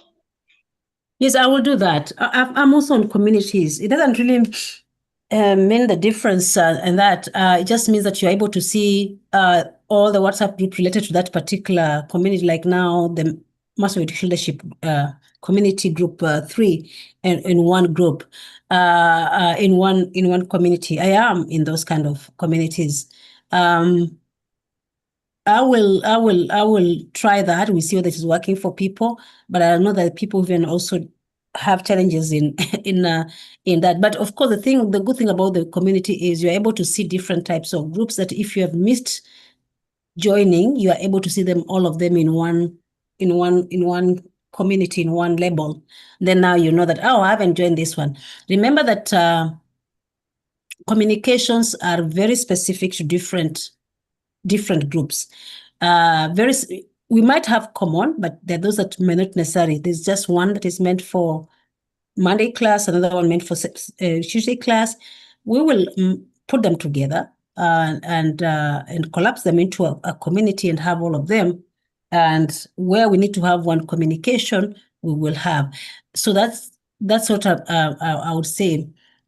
As I say, the difference is this. The difference is, if you are communicating one message, it will go to all the groups, but it doesn't mean that all those groups require to read the message. They don't have to read the message. Like if it's a Monday class, maybe it's only Saturdays class. Yeah. So, but I community umbrella is always good, because then you are able to see all your groups at the same time. Even if you're a new student, when you enter one group, assuming that you've just joined the our general group, you will actually see other groups and then be able, to join in those groups without having a challenge, because you can be able to see them under that particular group. So it's okay. We'll do that. Anything else? What time is it saying on your time? How many minutes do you have?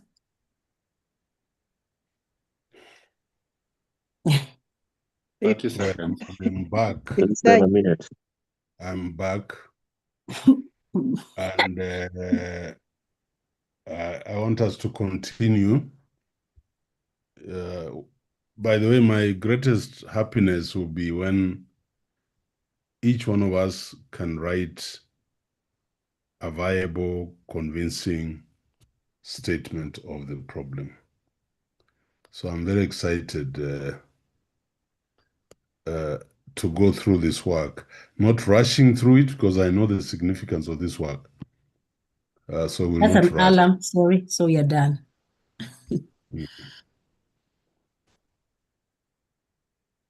Thank you. So, Prof, there was some request on the annotation assignment, whether you can give just a bit of an extension. But they're overloading themselves. My worry is that there's an exam next week, and I want to see high scores. So it's really them to if you're asking for an extension, you should tell me by Sunday night it will be in. That's something like that. Put some time framework, so you organize with them and give them a day or two. But I would have loved to use this long weekend to plow through that work and send it back. All right. All right, everybody, how many are we back? Oh, we are all here. Almost, yeah, just maybe 12. Now, I want to give the last example case study. So there are three illustrations of the problem statement. There is the AI, artificial intelligence. There is Aisha Makerere. And this one is from Cresswell, which is also in our class text.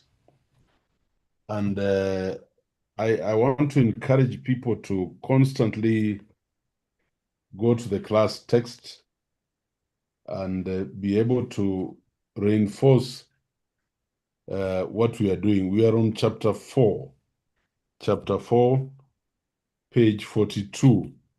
So reading assignment again, chapter 4, page 42, the problem statement. A lot of what I'm teaching is also there.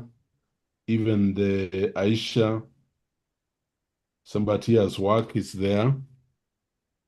And then Cresswell is also there. So you read, class reading, please, Magdalene, 42, post it, 42 to 53, and try to answer the questions at the end of page 53. A lot of this work is what we are doing in class, but you read it to enforce.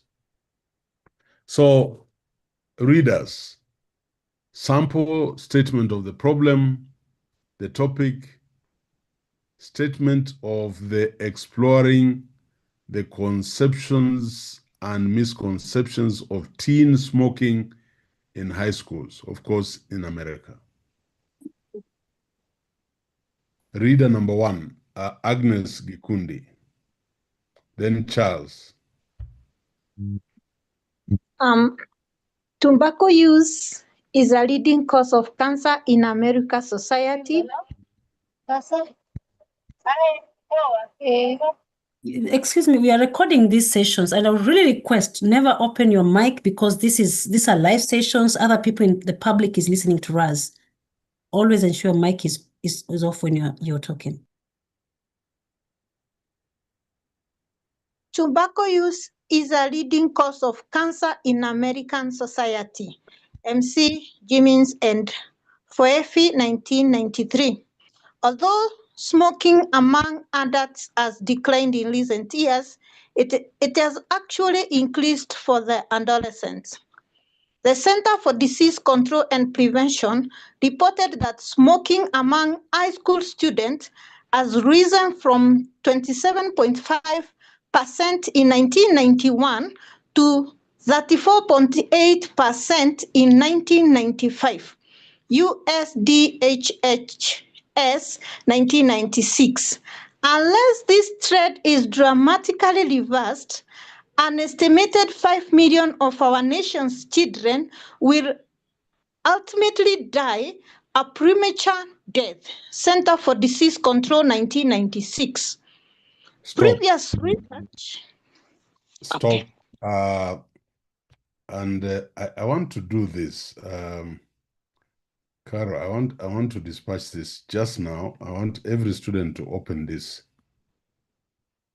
Prof, you can upload on the chat. It's just straight away. Thank you. Oh, okay. Yes. Rajab. Yes, Doc. They have been asking, how do you download from presentation to your desktop? Presentation to the desktop. Like a PowerPoint. Like the same ones I've been sharing. Yeah, they're asking you. There's an application you can use to just scan and then it scans into a PDF, then you share. Okay. I can share the link on that. It's very helpful. If it can be very helpful. Yeah, I think it will be helpful as well. Okay.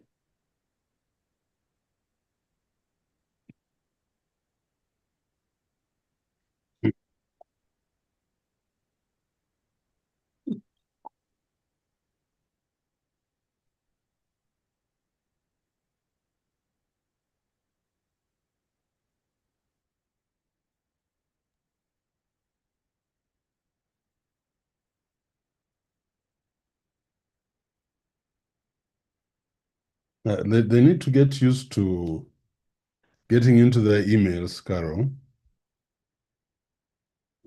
Yes, Prof.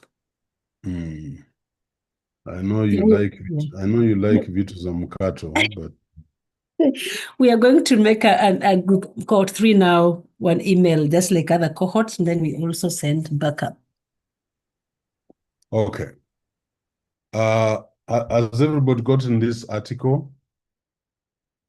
I want to send now. Yeah.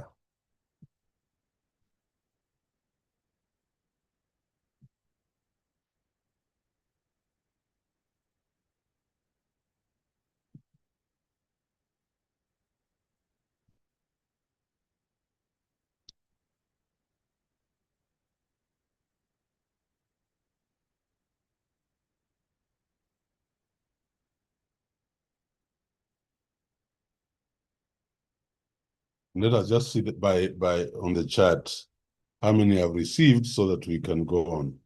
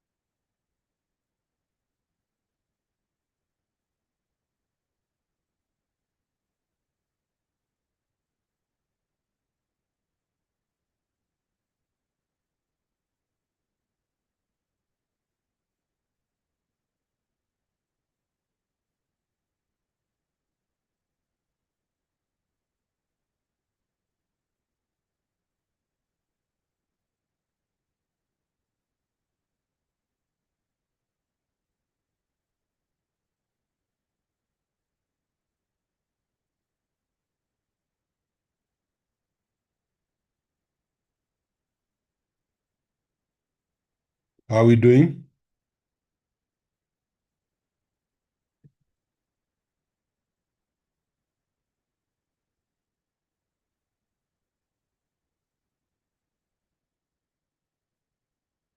Thank you, Rajab, for that. That's a very useful link.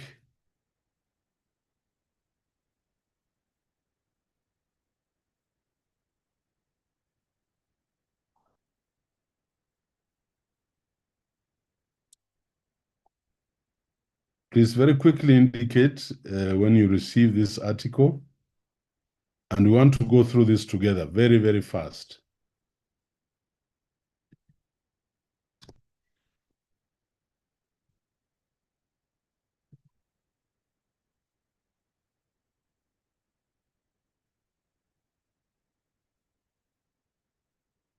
Good.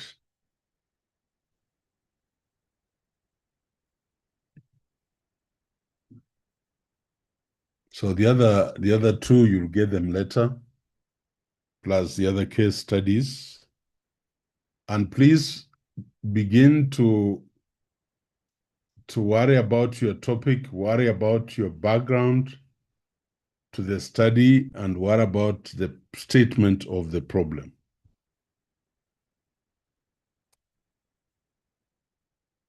Because we are actually now into chapter 1 of your proposal.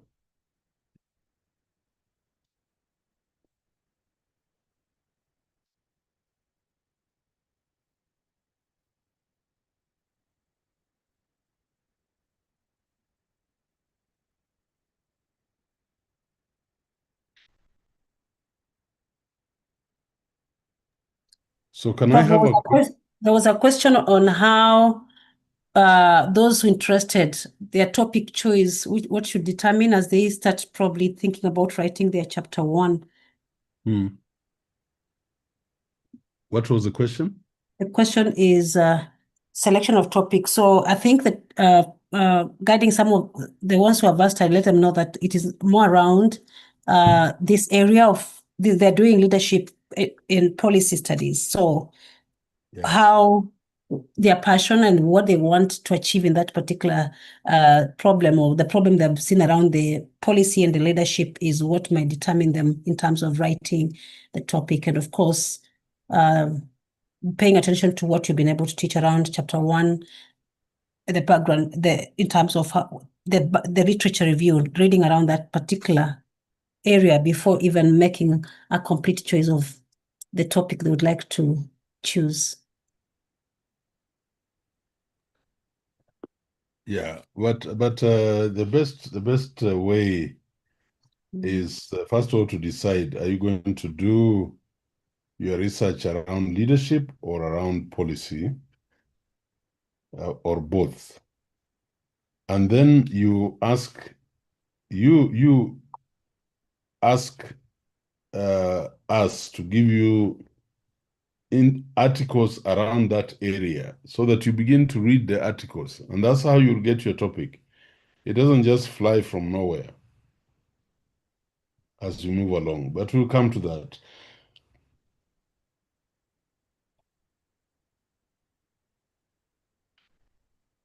All right, let's go. I think quite a number. Caro, do you have 50% who have received? Yes, and I've also put it here. Yeah. All right. I want that lady who read to read us the first paragraph. And everybody, we now know how to highlight, and we also know how to annotate. And I'm going to repeat the exercise on this one also. So take over, the one who read. Tobacco use is a leading cause. Okay, my name is Agnes Kikunda. Tobacco use is a leading cause of cancer in American society. MC Jimmins, Prof, 1993. Although smoking among adults has declined in recent years, it has actually increased for adolescents. The Center for Disease Control and Prevention reported that smoking among high school students risen from 27.5% in 1991 to 34.8% in 1995 by USSD HHS 1996. Unless this trend is dramatically reversed, an estimated 5 million of our nation's children will ultimately die a premature death. Center for Disease Control 1996. Thank you. Thank you, Agnes. Stop there. Very good reading. Now, everybody, do this. Highlight this part of this problem statement, the way I've done. Highlight. Go to insert. Go to comment. Like that. And start the conversation. So that the statistics and the studies, this is the manifestation of the problem. Manifestation of the problem.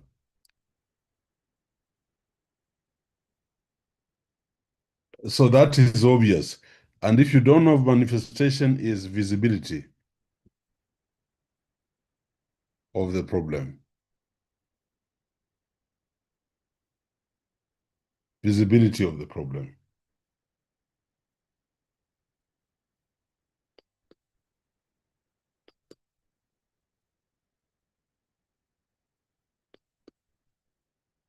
Visibility of the problem.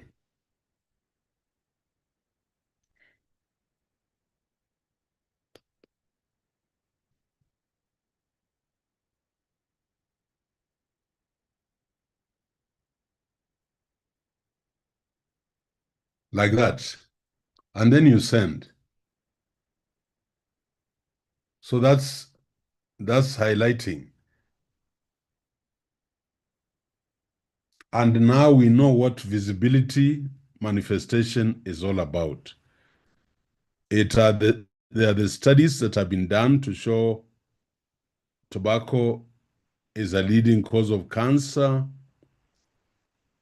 and smoking among high school adolescents has increased. I can see raised hands. Caro, can you pick them? What's the issue? Charles Mwindi, Yes, Charles. Kaeli, Shaban. They want to read. Charles, you have a question? Or you wanted to read? No, we were readers.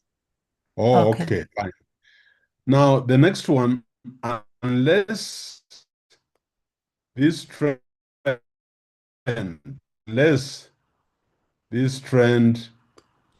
is dramatically reversed, an estimated 8 million of our nation's children will ultimately die a premature death. That is the problem. So you go there, you insert, you write comments, and this is the so what question. This is a so what question. So you must know this is a so what question, and then indicate the real problem. The real problem.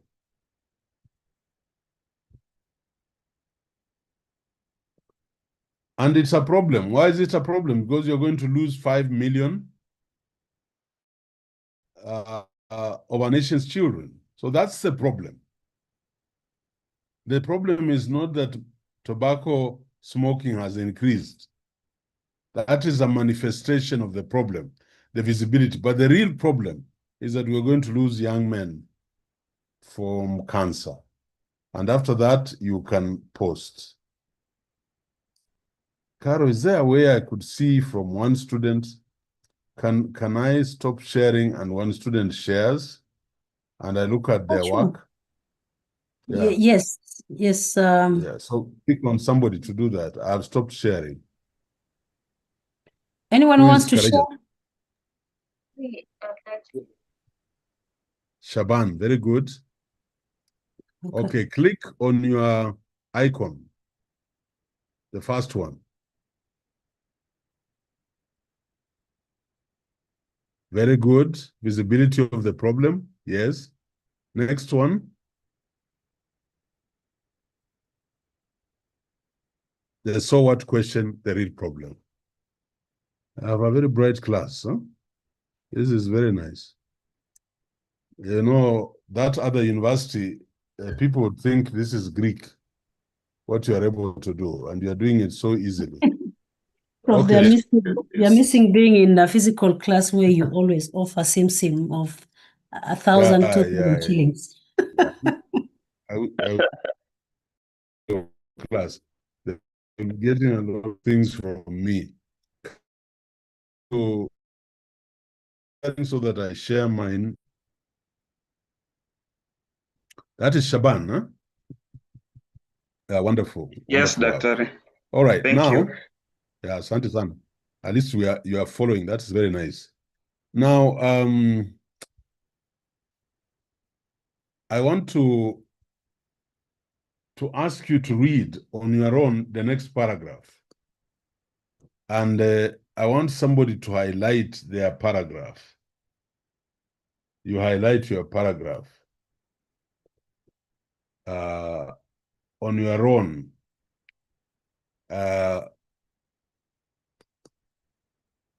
And you will tell us when you have done that.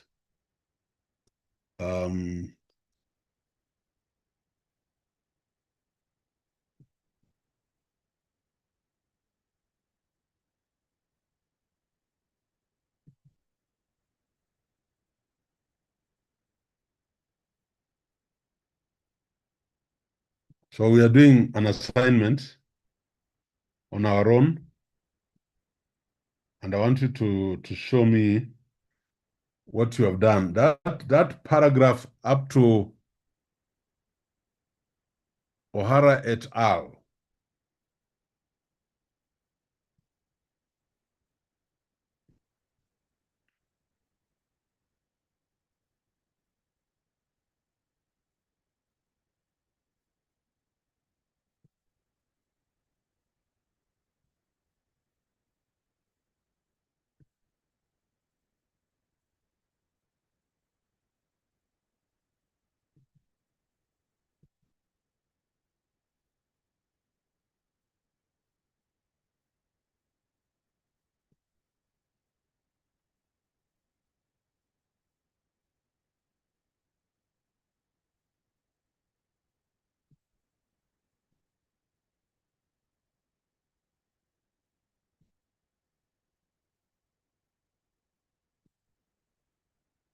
I want you to look at this paragraph, and somebody read for us. There's something I want to bring out that is hidden. Can somebody pick up that? Yeah, go ahead. I'll read it. Previous research on adolescent tobacco use has focused on 4 primary topics. Several studies have examined the question of the initiation of smoking by young people, noting that tobacco use initiation begins as early as junior high school, e.g. Heishman et al. 1997. Other studies have focused on the prevention of smoking and tobacco use in schools. This research has led to numerous school-based prevention programs and intervention, e.g. Sussman, Dent, Barton, Stacy, and Flay, 1995. Fewer studies have examined quit attempts or cessation of smoking behaviors among adolescents, a distinct contrast to the extensive investigations into adult cessation attempts, that is Heishman et al. 1997. Of interest as well to researchers studying adolescent tobacco use has been the social context and social influence of smoking. That is Fiano, Chassin, and Presson, 1998. For example, adolescent smoking may occur in work-related situations, at home where one or more parents or caretakers smoke, at teen social events, or at areas designated as safe smoking places near high schools. That is McVie et al. In Press. Minimal research attention has been directed toward the social context of high schools as a site for examining adolescent tobacco use. During high school, students form peer groups which may contribute to adolescent smoking. Often, peers become a strong social influence for behavior. Yes? You're cutting. Can you go back? Minimal research. Minimal research attention has been directed toward the social context of high schools as a site for examining adolescent tobacco use. During high school, students form peer groups which may contribute to adolescent smoking. Often, peers become a strong social influence for behavior in general and belonging to an athletic team, a music group, or the grunge crowd can impact thinking about smoking. That is also McVeigh et al. In Press. Schools are also places where adolescents spend most of their day. Fibkins, 1993, and are available research subjects. Schools provide a setting for teachers and administrators to be role models for abstaining tobacco use and enforcing policies about tobacco use. O'Hara et al., 1999. To highlight is this whole paragraph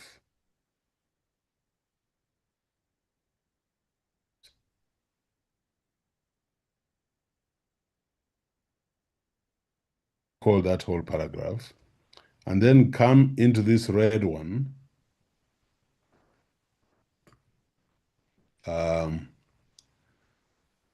First of all, this one, the one you have highlighted, tell me what it is.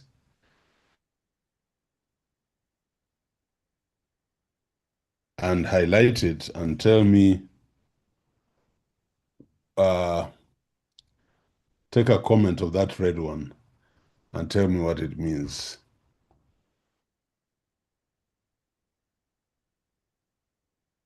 This bigger one first.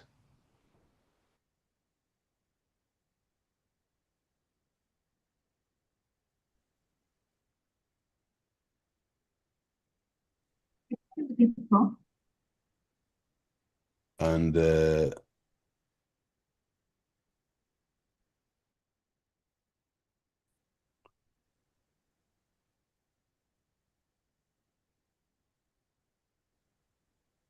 take all this.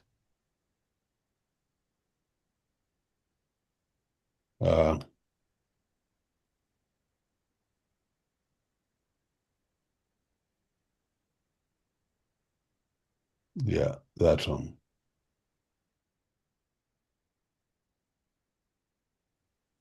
Anybody who has gotten those two out?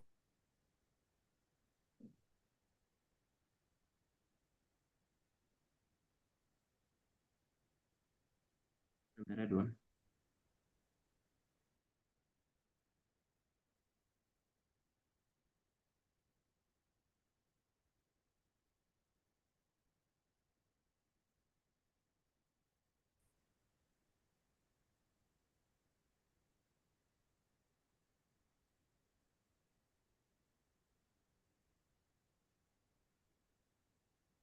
Nangoja.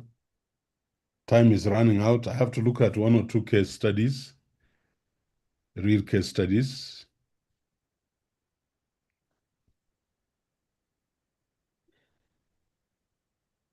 May I attempt, sir? Yeah, go ahead. I've stopped sharing.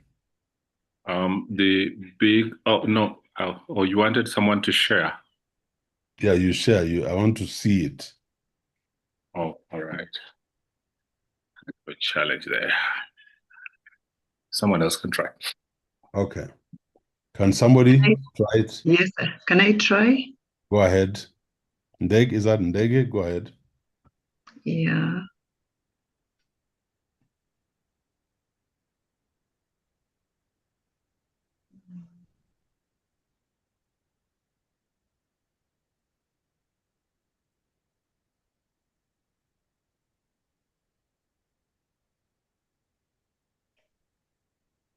I'm not sure. I hope you're able to see. Yeah, we can see. Don't worry. If you can't expand it, you can see it. Yeah.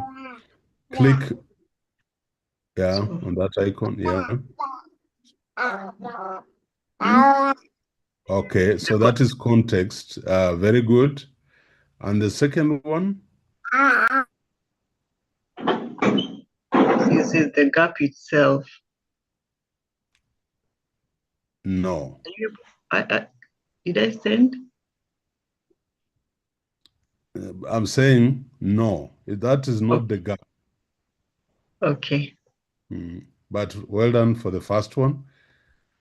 Anybody who can tell me what that red means, please stop sharing so that I can share. What does that red imply?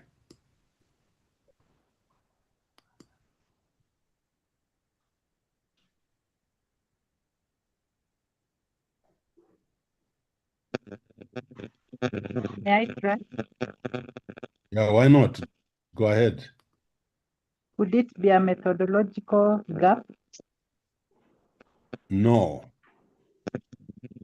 It's not a the minimal research attention has been directed towards the social context of high school as a site for examining adolescent tobacco use.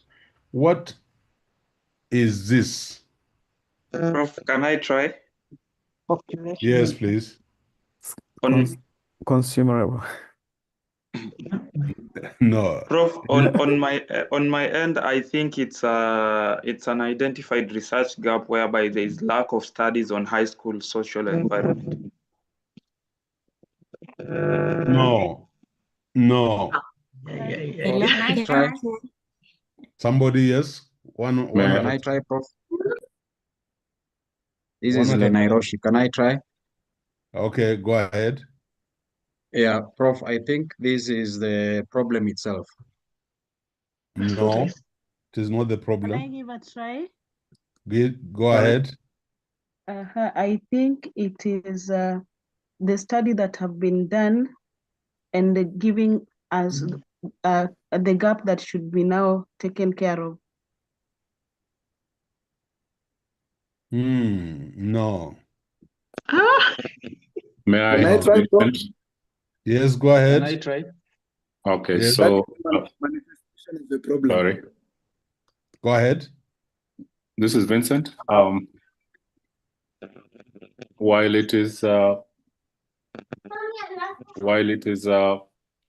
of the context showing us what studies have been done, the red highlight is demonstrating a knowledge gap area that has not been explored in research. No, it can't be. May I try for Prof, the can last time? Yeah, go ahead. Go ahead. But let's think. We This met is this in the first example.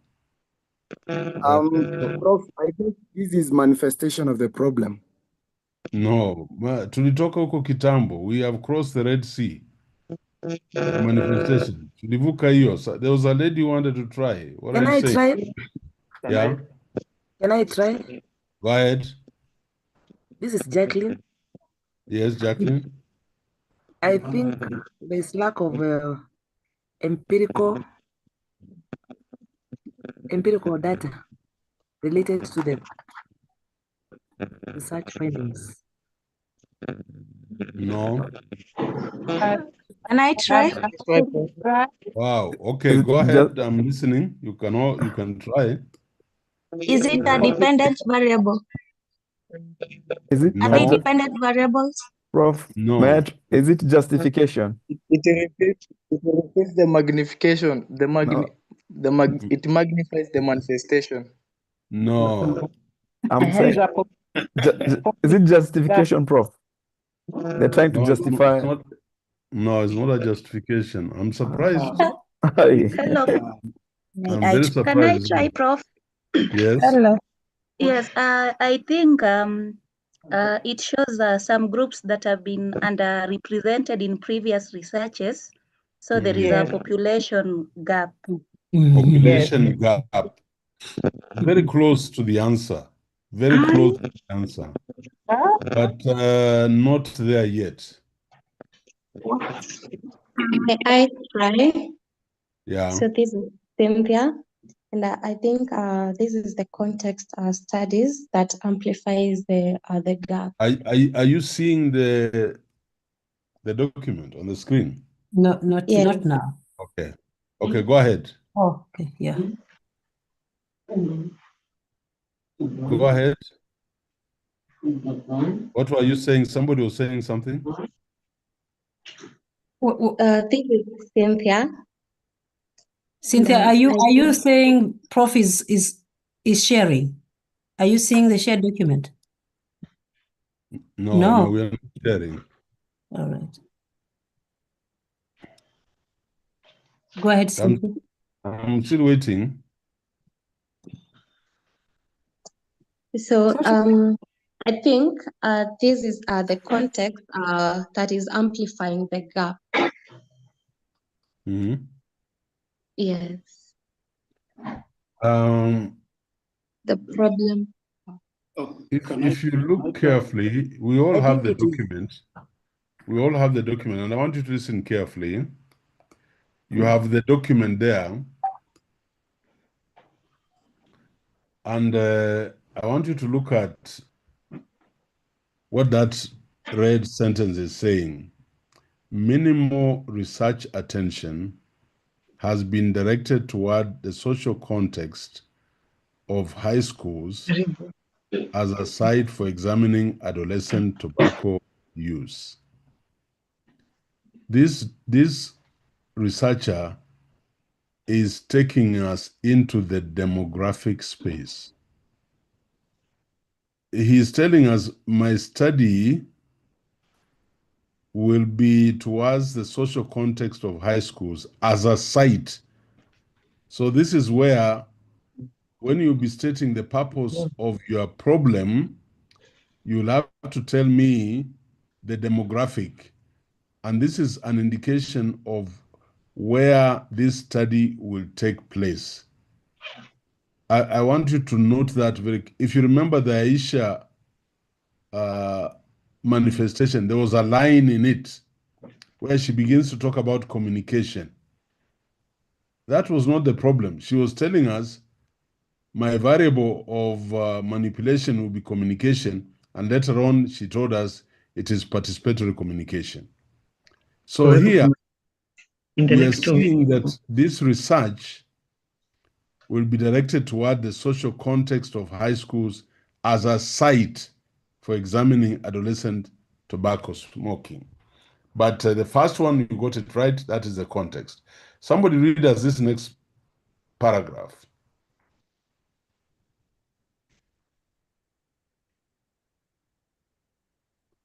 You have it on your document, so read existing studies. Can I read it? Yeah. I have a question. Yeah. Go ahead.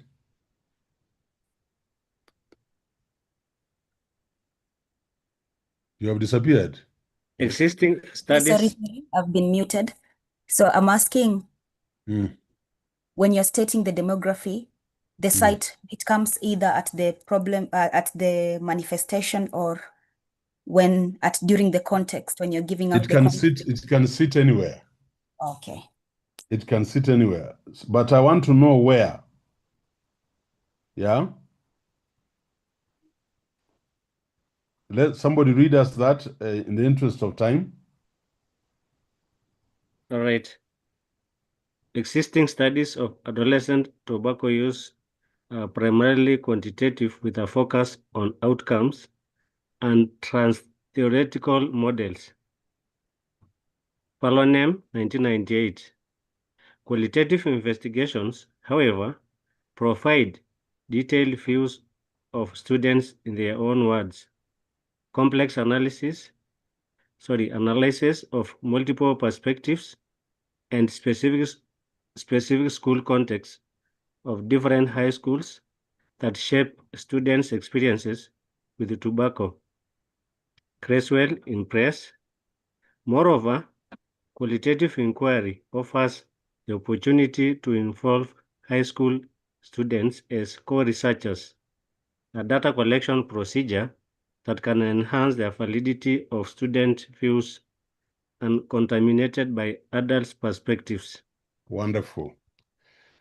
I want all of us to highlight.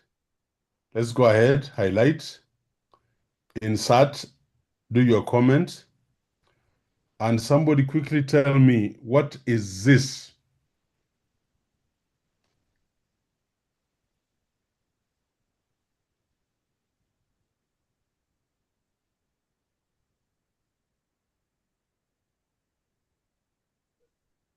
I'm waiting. Highlight, insert, and hold. What is this? Can I give it an attempt? Yeah, why not? Could it be the methodology? Yeah, it has to be the methodology. Because he has said existing studies of adolescent tobacco use are primarily quantitative, with a focus on outcomes and trans-theoretical models. Those are statistical models. Qualitative investigations, however, provide detailed views of students in their own words, complex analysis of multiple perspectives, and specific school contexts of different high schools that shape student experiences with tobacco. Creswell in Press. Moreover, qualitative inquiry offers the opportunity to involve high school students as co-researchers, a data collection procedure that can enhance the validity of student views uncontaminated by adult perspectives. So this is, first of all, this is the gap. Yeah, I want you to appreciate that this is the gap. And this is a methodological gap. And that this person is going to use a qualitative approach. Yeah, a qualitative approach.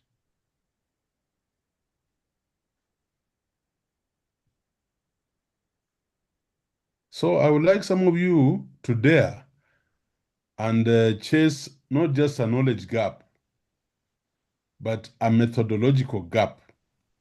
Like him, he's not going to use quantitative. It has been used, but it focuses on outcomes. Him, he wants to get the actual experiences and different perspectives from students and in different school settings. So that one, then you send. Finally, can somebody tell us, read us the last paragraph quickly, please? I'm really short of time. Yeah. I'll read. Yeah.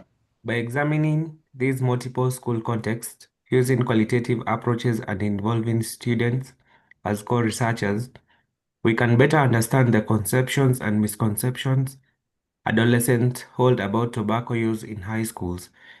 With this understanding, researchers can better isolate variables and develop models about smoking behavior.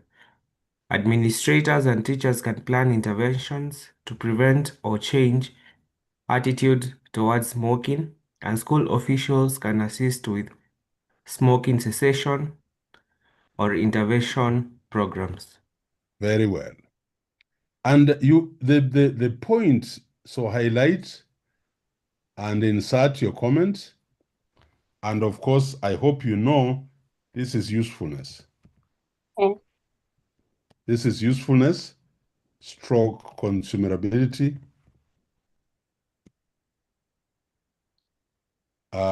stroke application,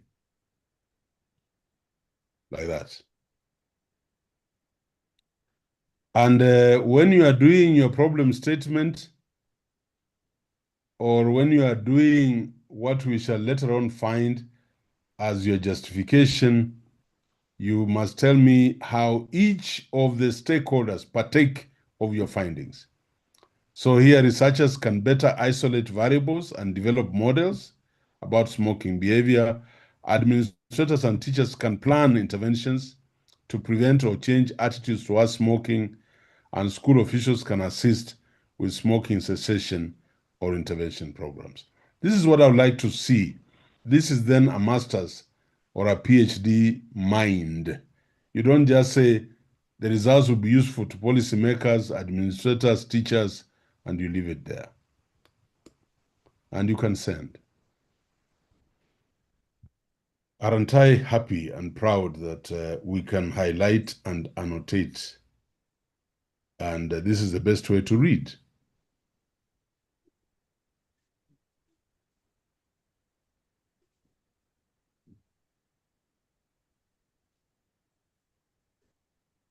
Yeah.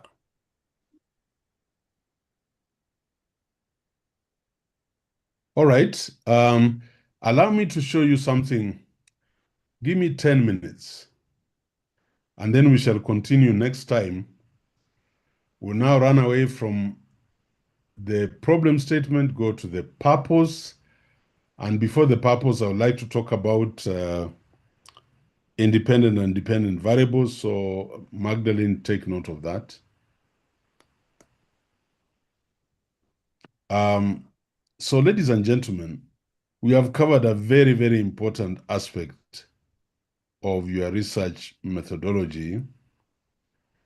And I'll want you to have some prototypes to reinforce our understanding of research methodology. And I want you to look at this example.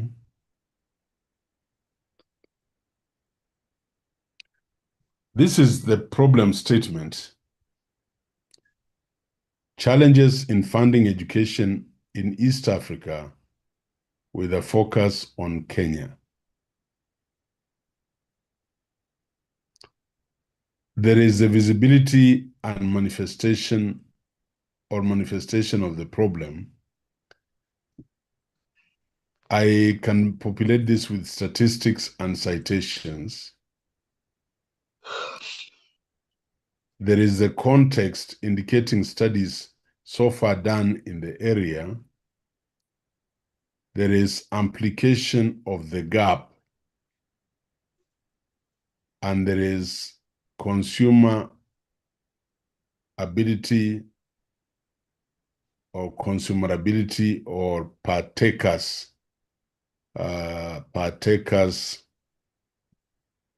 of the findings.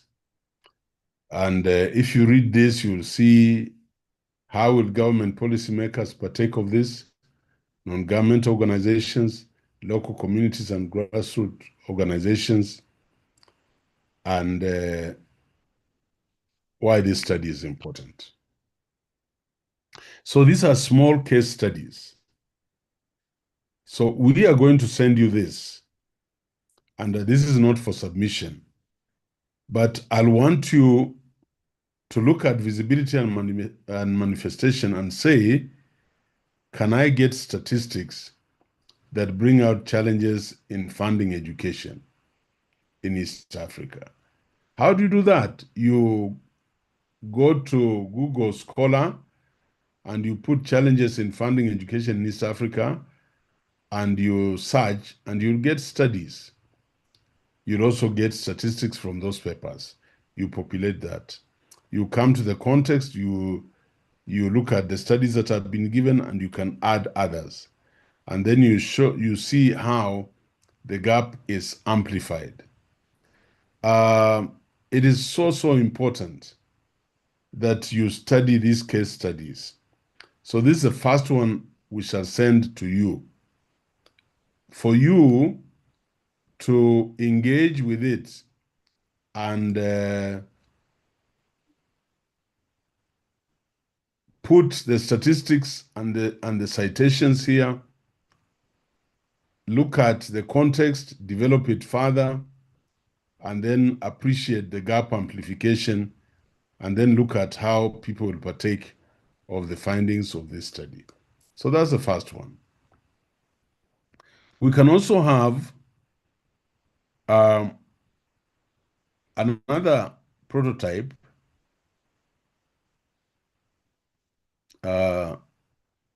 Just a minute. Which I'm going to release to you again. Social innovation and community development. The role of social enterprises in East Africa. We give you the context here, call it introduction. We give you manifestation of the problem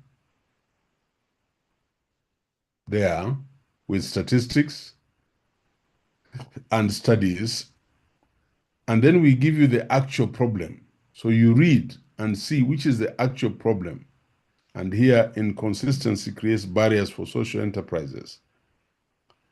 And then you look at existing studies, and when you see existing studies, you know that is your context.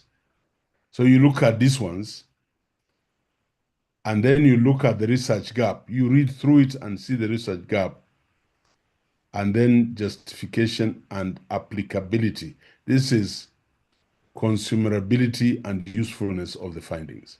Again, you see how, and how will people benefit, the various different groups, how will they benefit from the findings of this study. So this will be your reading, case study number 2. I want to do the last one. And this one sounds familiar to all of us. Challenges, the problem statement, challenges in implementing the new health funding model in Kenya. Visibility and manifestation of the problem. I want you to look at this. Maybe if you can bear with me, I know we have surpassed, but can I have a reader, one good reader, just to read us through this one so that we appreciate where we are going? Is there somebody who can read us who has not read? Yes. I can read. I can read. Lorraine? Lorraine? I'm not here. Are you there? Yes, I'm here. Okay. Okay. Visibility or manifestation of the problem. Kenya's healthcare system is undergoing significant reforms, notably with the introduction of a new health funding model aimed at achieving universal health coverage, UHC, by 2022. However, the implementation of this model has faced numerous challenges that threaten its Ayro, what's success. happening? Just hold on. Please let the lady read. Yeah. Go on. However, the implementation of this model has faced numerous challenges that threaten its success, especially in providing equitable access to healthcare services. Healthcare financing, according to the National Treasury and Planning 2021, the government allocates only 6.6% of its budget to health, far below the 15% recommended by the Abuja Declaration. This underfunding translates to insufficient resources to support UHC adequately. High out-of-pocket, OOP, expenditures. Despite the introduction of UHC, the World Bank 2020 estimates that 27.8% of healthcare costs in Kenya are still paid out of pocket, disproportionately affecting low-income households. This is higher than the recommended 15 to 20% set by the World Health Organization, WHO, leading to financial hardships for many Kenyans. Inefficiencies in the National Hospital Insurance Fund, NHIF. A 2022 World Health Organization report highlighted inefficiencies in NHIF's administration and resource distribution. Although NHIF is the backbone of UHC, only 19% of Kenyans are covered by the scheme, leaving the majority dependent on out-of-pocket payments or lacking coverage altogether. Regional disparities. The Kenya Health Sector Strategic and Investment Plan, KHSSP 2018-2023, found that rural and marginalized communities such as Turkana, Mandera, and Wajir have much lower access to quality health services compared to urban areas. Over 40% of health facilities in these regions are underfunded or inadequately staffed, leading to significant inequalities in healthcare delivery. Stating the problem, the key issues lies in the insufficient and inequitable distribution of health funds, which hampers the effective rollout of the new health funding model. This leads to poor access to essential health services, particularly in rural and marginalized regions, and results in the continuation of high out-of-pocket expenses. Consequently, the failure to sufficiently fund and operationalize the UHC initiative risks deepening existing health inequalities and leaving the poorest Kenyans more vulnerable to catastrophic health expenditures. The point of pain for many citizens is the high financial burden and limited access to care, which undermines the goal of universal, equitable health coverage. The consequence is that without immediate policy adjustments and improved funding mechanisms, Kenya's new health model will fail to achieve its primary objective of ensuring affordable and accessible healthcare for all. Yes, thank you. Very good reading. That is the problem. All these others are manifestations. The statistics and the studies. That is manifestation. Now, it is very important. Then somebody else, very quickly, number 3. Context indicating studies in the Sophie Makinda, read. All right. Context indicating studies done in the area. Several studies have explored the challenges surrounding Kenya's healthcare funding and the implementation of UHC. World Bank 2021, a comprehensive review of UHC in Kenya found that the government's primary funding mechanism, NHIF, has been slow to cover the majority of Kenyans, with many informal sector workers informal sector workers excluded. Additionally, the report indicated that over 80% of rural health facilities lack critical equipment and medicines due to inconsistent funding. The Kenya Health Financing Strategy, KHFS Report 2018. This government report identified gaps in healthcare funding, specifically the heavy reliance on external donors. The report showed that 30% of Kenya's health budget is funded through donor assistance, which raises sustainability concerns as external funding may fluctuate. KEMRI Wellcome Trust 2019. A study on health insurance coverage revealed that although NHIF membership had grown, the services provided were not comprehensive enough to meet the health needs of the population. The study also highlighted that only 12% of the informal sector workers were registered with NHIF due to irregular incomes and lack of awareness.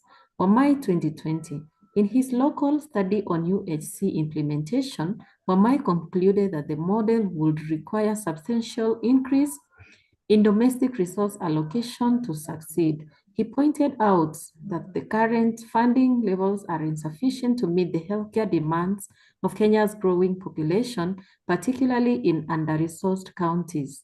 He emphasized the need for a comprehensive framework that ensures equitable resource distribution and service delivery.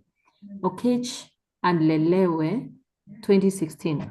In their research, Okech and Lelewe identified governance and corruption as the key barriers to effective healthcare financing. They argue that financial mismanagement at both national and county levels has undermined healthcare system reforms, resulting in inefficiencies and wastage of allocated funds. Number 4, amplification of the gap. Existing studies have predominantly focused on the quantitative aspect of health funding, such as the percentage of GDP allowed to health and NHIF coverage rates. However, there is a lack of in-depth research on the qualitative impact of these funding mechanisms on service delivery, particularly in rural and marginalized areas. Additionally, the role of informal workers in contributing to and benefiting from NHIF remains largely unexplored. This research aims to fill both knowledge and policy gaps by examining the real-world effects of the new health funding model on healthcare access and financial protection, with particular attention to underdeserved populations.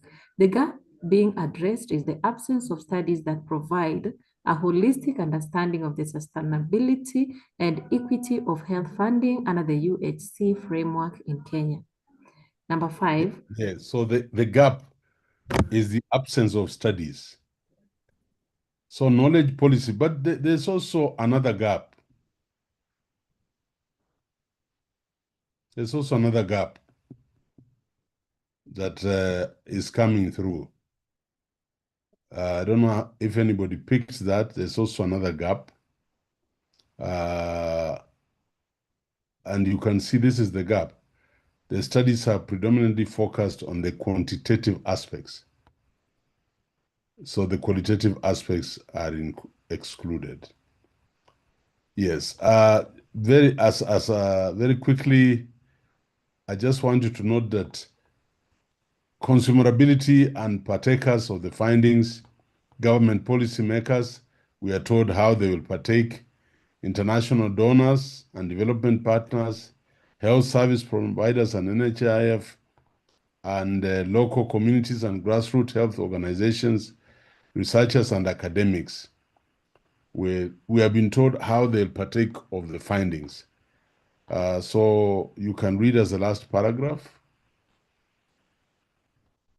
The one who was reading. This research is essential in addressing the critical funding and implementation challenges in Kenya's healthcare system and will provide a roadmap for a more effective, equitable, and sustainable health financing framework under the new UHC model. Yeah, under the model, yeah. So these are case studies I'm giving you to reinforce what a problem statement should consist of. And I hope these illustrations, these, let me call them prototypes, will stir you up to begin to say, so what kind of area do I want to sit in, and how will I frame the research question, and how will I develop the introduction, how will I develop the problem statement? That's where we are going. So I'll send you the 3 plus the examples that we have done today, and hopefully now you'll feel kind of safe until we start trying them out and guiding you accordingly. I think I want to stop there. Sorry for overshooting. And Dr. Mwaka, over to you. All right. Thank you so much, Prof. I think we can give him a clap. I mean, I've been stretching. Now, this class, you've really learned. I don't think anybody will ever forget a gap. I think it's one of the, I've attended Prof's classes, but I think the emphasis of just identify, which is the hardest thing to craft in the whole research, the problem statement. But I think the fact that these students have really gone through practically different cases and have gone through, I mean, all the way from COVID, I think this class has had it.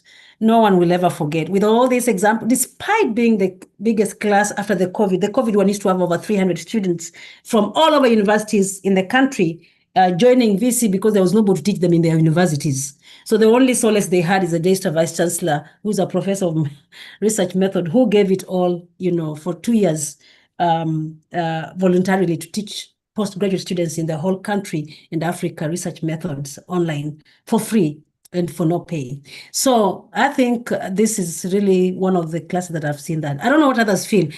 Are we having any issues with gaps anymore, crafting a problem statement? Ian Orunga.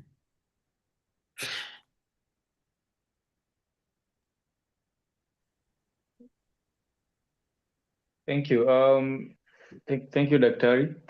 I think today's class has been a great one for me personally.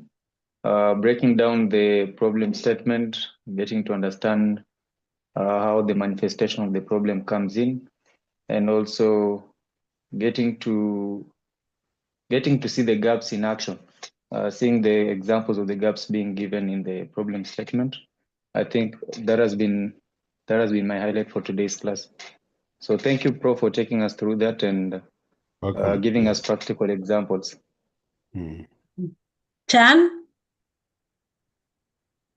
Well, thank you so much. And I also have to thank Prof for taking us through this particular concept. And one thing actually was in my mind. Initially, I wanted to attend a function which is organized by the colleagues where we work. And something told me that, no, I should not go. I should come to this class. And now I'm sitting here wondering, if I missed this particular class, then what would have happened ordinarily is one, that normally we hear that those who are taking masters, they delay to graduate. And part of the reason is being that the students are not always able to, they can finish the coursework, but when it comes to the project, they delay in writing their problem statement, and this drags them, and some of them abandon their master's program altogether and say, no, I can't move.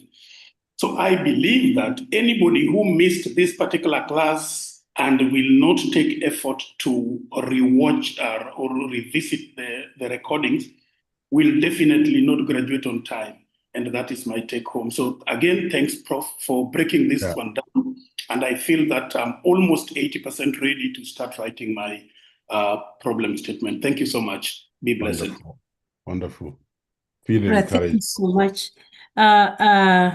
Is it Sewe? I know you. Is it Sewe? You're already a faculty in another place, and you're taking this as part of just your knowledge expansion. Is it Sewe? Sewe? If I'm wrong, Emily? Is Emily here?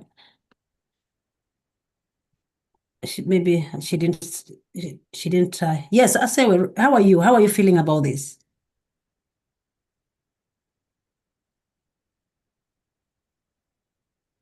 Yes. All right, let's have, okay. Alice Kimeli. Yes, Daktari, thank you for this moment that you've given me. I'm Alice Kimeli, coming all the way from Elgeyo Marakwet. And thank you for the process of this learning. I think Prof, you've inspired me. I used to have some fear and tension as I take this class, but at least I'm even having courage to comment today. And I think you will also, we were requesting on this highlighting and annotating was another bit intensified to us whom we've not gotten used to these systems regularly used. So I believe you will pair with us. We are catching up. I thought from the start it was so I could not catch up with what was going on, but I'm pressing on. I thank God for being part of Daystar University. Thank you, Doctor. Very good. Very good. All right. Thank you. Did you say you are from where, Turkana or Pokot? No, Elgeyo Marakwet. Marakwet. Yes. Magdalene's place. Okay, so you are a KO. Yeah, I'm a KO. I have many friends there in that area up there. But great. Yeah, so I'm really encouraged. Very nice. Very good. About to be one of Carol, your friends we... now. Yeah, we are winding that. I don't think we'll wind up before Prof tells you that they're talking about the coming cut quiz, whether you guide it now or then. But I think it is what they are. You want to tell them how it's gonna take which form. Yeah, first of all, I really I want to take 1 hour on Thursday and 1 hour on Friday to give you a quiz, 1 hour. On Thursday and Saturday. So I want you to start reading just what we have done in research methods and in policy, because I need to have some marks against your names. And you know that you will actually have 2 multiple choice exams, each taking 20%. So prepare for them, and just the class text has all the answers plus what we have learned and the slides we are sending you. So just go over them. Don't memorize anything. You just understand, because the questions are all about understanding. Do you really understand what is a manifestation? And why is it important? What does it tell you? The manifestation actually makes you attracted to the problem. It is a narrative hook. It hooks you onto the problem. You look at the statistics and you feel very depressed, or the studies that have been done, and you say, yes, I must do it. It's a point of stress, a point of pain. So try just to understand the concepts as you prepare for that quiz. Don't take it too seriously. No, don't take it too seriously. But I'm worried about your assignments, so I want to encourage you to do those assignments and submit them in. I'll not release any more assignments until I've gotten these others and the marks are in for assessment. So wish you well, and I don't know whether tomorrow is still Moi Day. I don't want to ask, because if I hear you have changed the name, I'll start crying. Because Moi meant so much to me. He was my turning point in life. No human being is perfect. He made many mistakes, but I also know that he had some values that held us together for those years. So I don't know whether it is still Moi. And I never want to ask because I don't want to break it down. But whatever day it is, enjoy yourselves and don't eat too much meat or chapatis. Kenyans, we really love chapatis. And you know the problem with chapatis. So begin to be very careful with those chapatis, particularly Anastasia Mbada, because I'm sure she loves chapatis. So, Barikiwa sana. Thank you and God bless. Good night. Bye-bye. All right, thank you so much. Before Prof has gone, so yes, usually the cut runs 24 hours. So we run it around the clock. So we start like today, we run it so that you can do it whatever time you want to do it. And then, for example, if it's on Thursday, we run it Thursday night until the following day, Friday night. But usually when you start, you end. Maybe Mishak, what we need to do, I don't know if Mishak is still in, we can try. Yes, I'm here. What we need to start thinking about getting what are they called? A bank, these cut banks. So that students can always practice on them, the ones that have been done previously, whether the lecturer will, let me first stop, yeah. Yeah, that's so, yes, so that whether some of those items can be repeated in future in our cut, it doesn't matter. For us, is a student learning on how to do an MCQ. We put them there. The good thing about MCQ in the whole world is the ability that most of those items once in a while will repeat themselves all over. So the students can actually just practice. And of course, the way we've set those cuts is there's no way your number one is my number one. Even if an exam, a cut was repeated, it will never be number one is that number one you saw. It will be something different. So I think we can actually try to create those cuts, pull them out as a data bank, and then anybody can access them anytime. But now you remove, there's no marks, there's no scoring. But the students can see their score, but it is not added on as part of the cut, of the summary for the lecturer as an assessment. If you can try that, it will help student. But he's our instructional designer, but he's also a student. He's almost graduating next year. He's a university instructional designer for Daystar, but also almost graduating for his Master of Education, the same program you're doing. So Moses, you can ask the question, Badai. You people go and sleep. We can ask it next time. Have a good night for those who are having. Doc, before you go, Yes. I wanted to confirm that we have moved the date as Prof has guided up to Sunday midnight again. Okay. And maybe if Magdalene had not downloaded or forwarded the scripts, those who had done and felt would like to improve, you can do that so that we download everything on Sunday. Okay. Sawa, no problem. So I think that is fine. That is okay. Just submit them, and then we tell Magdalene not to submit until after Sunday. Okay, good. Sawa, thanks.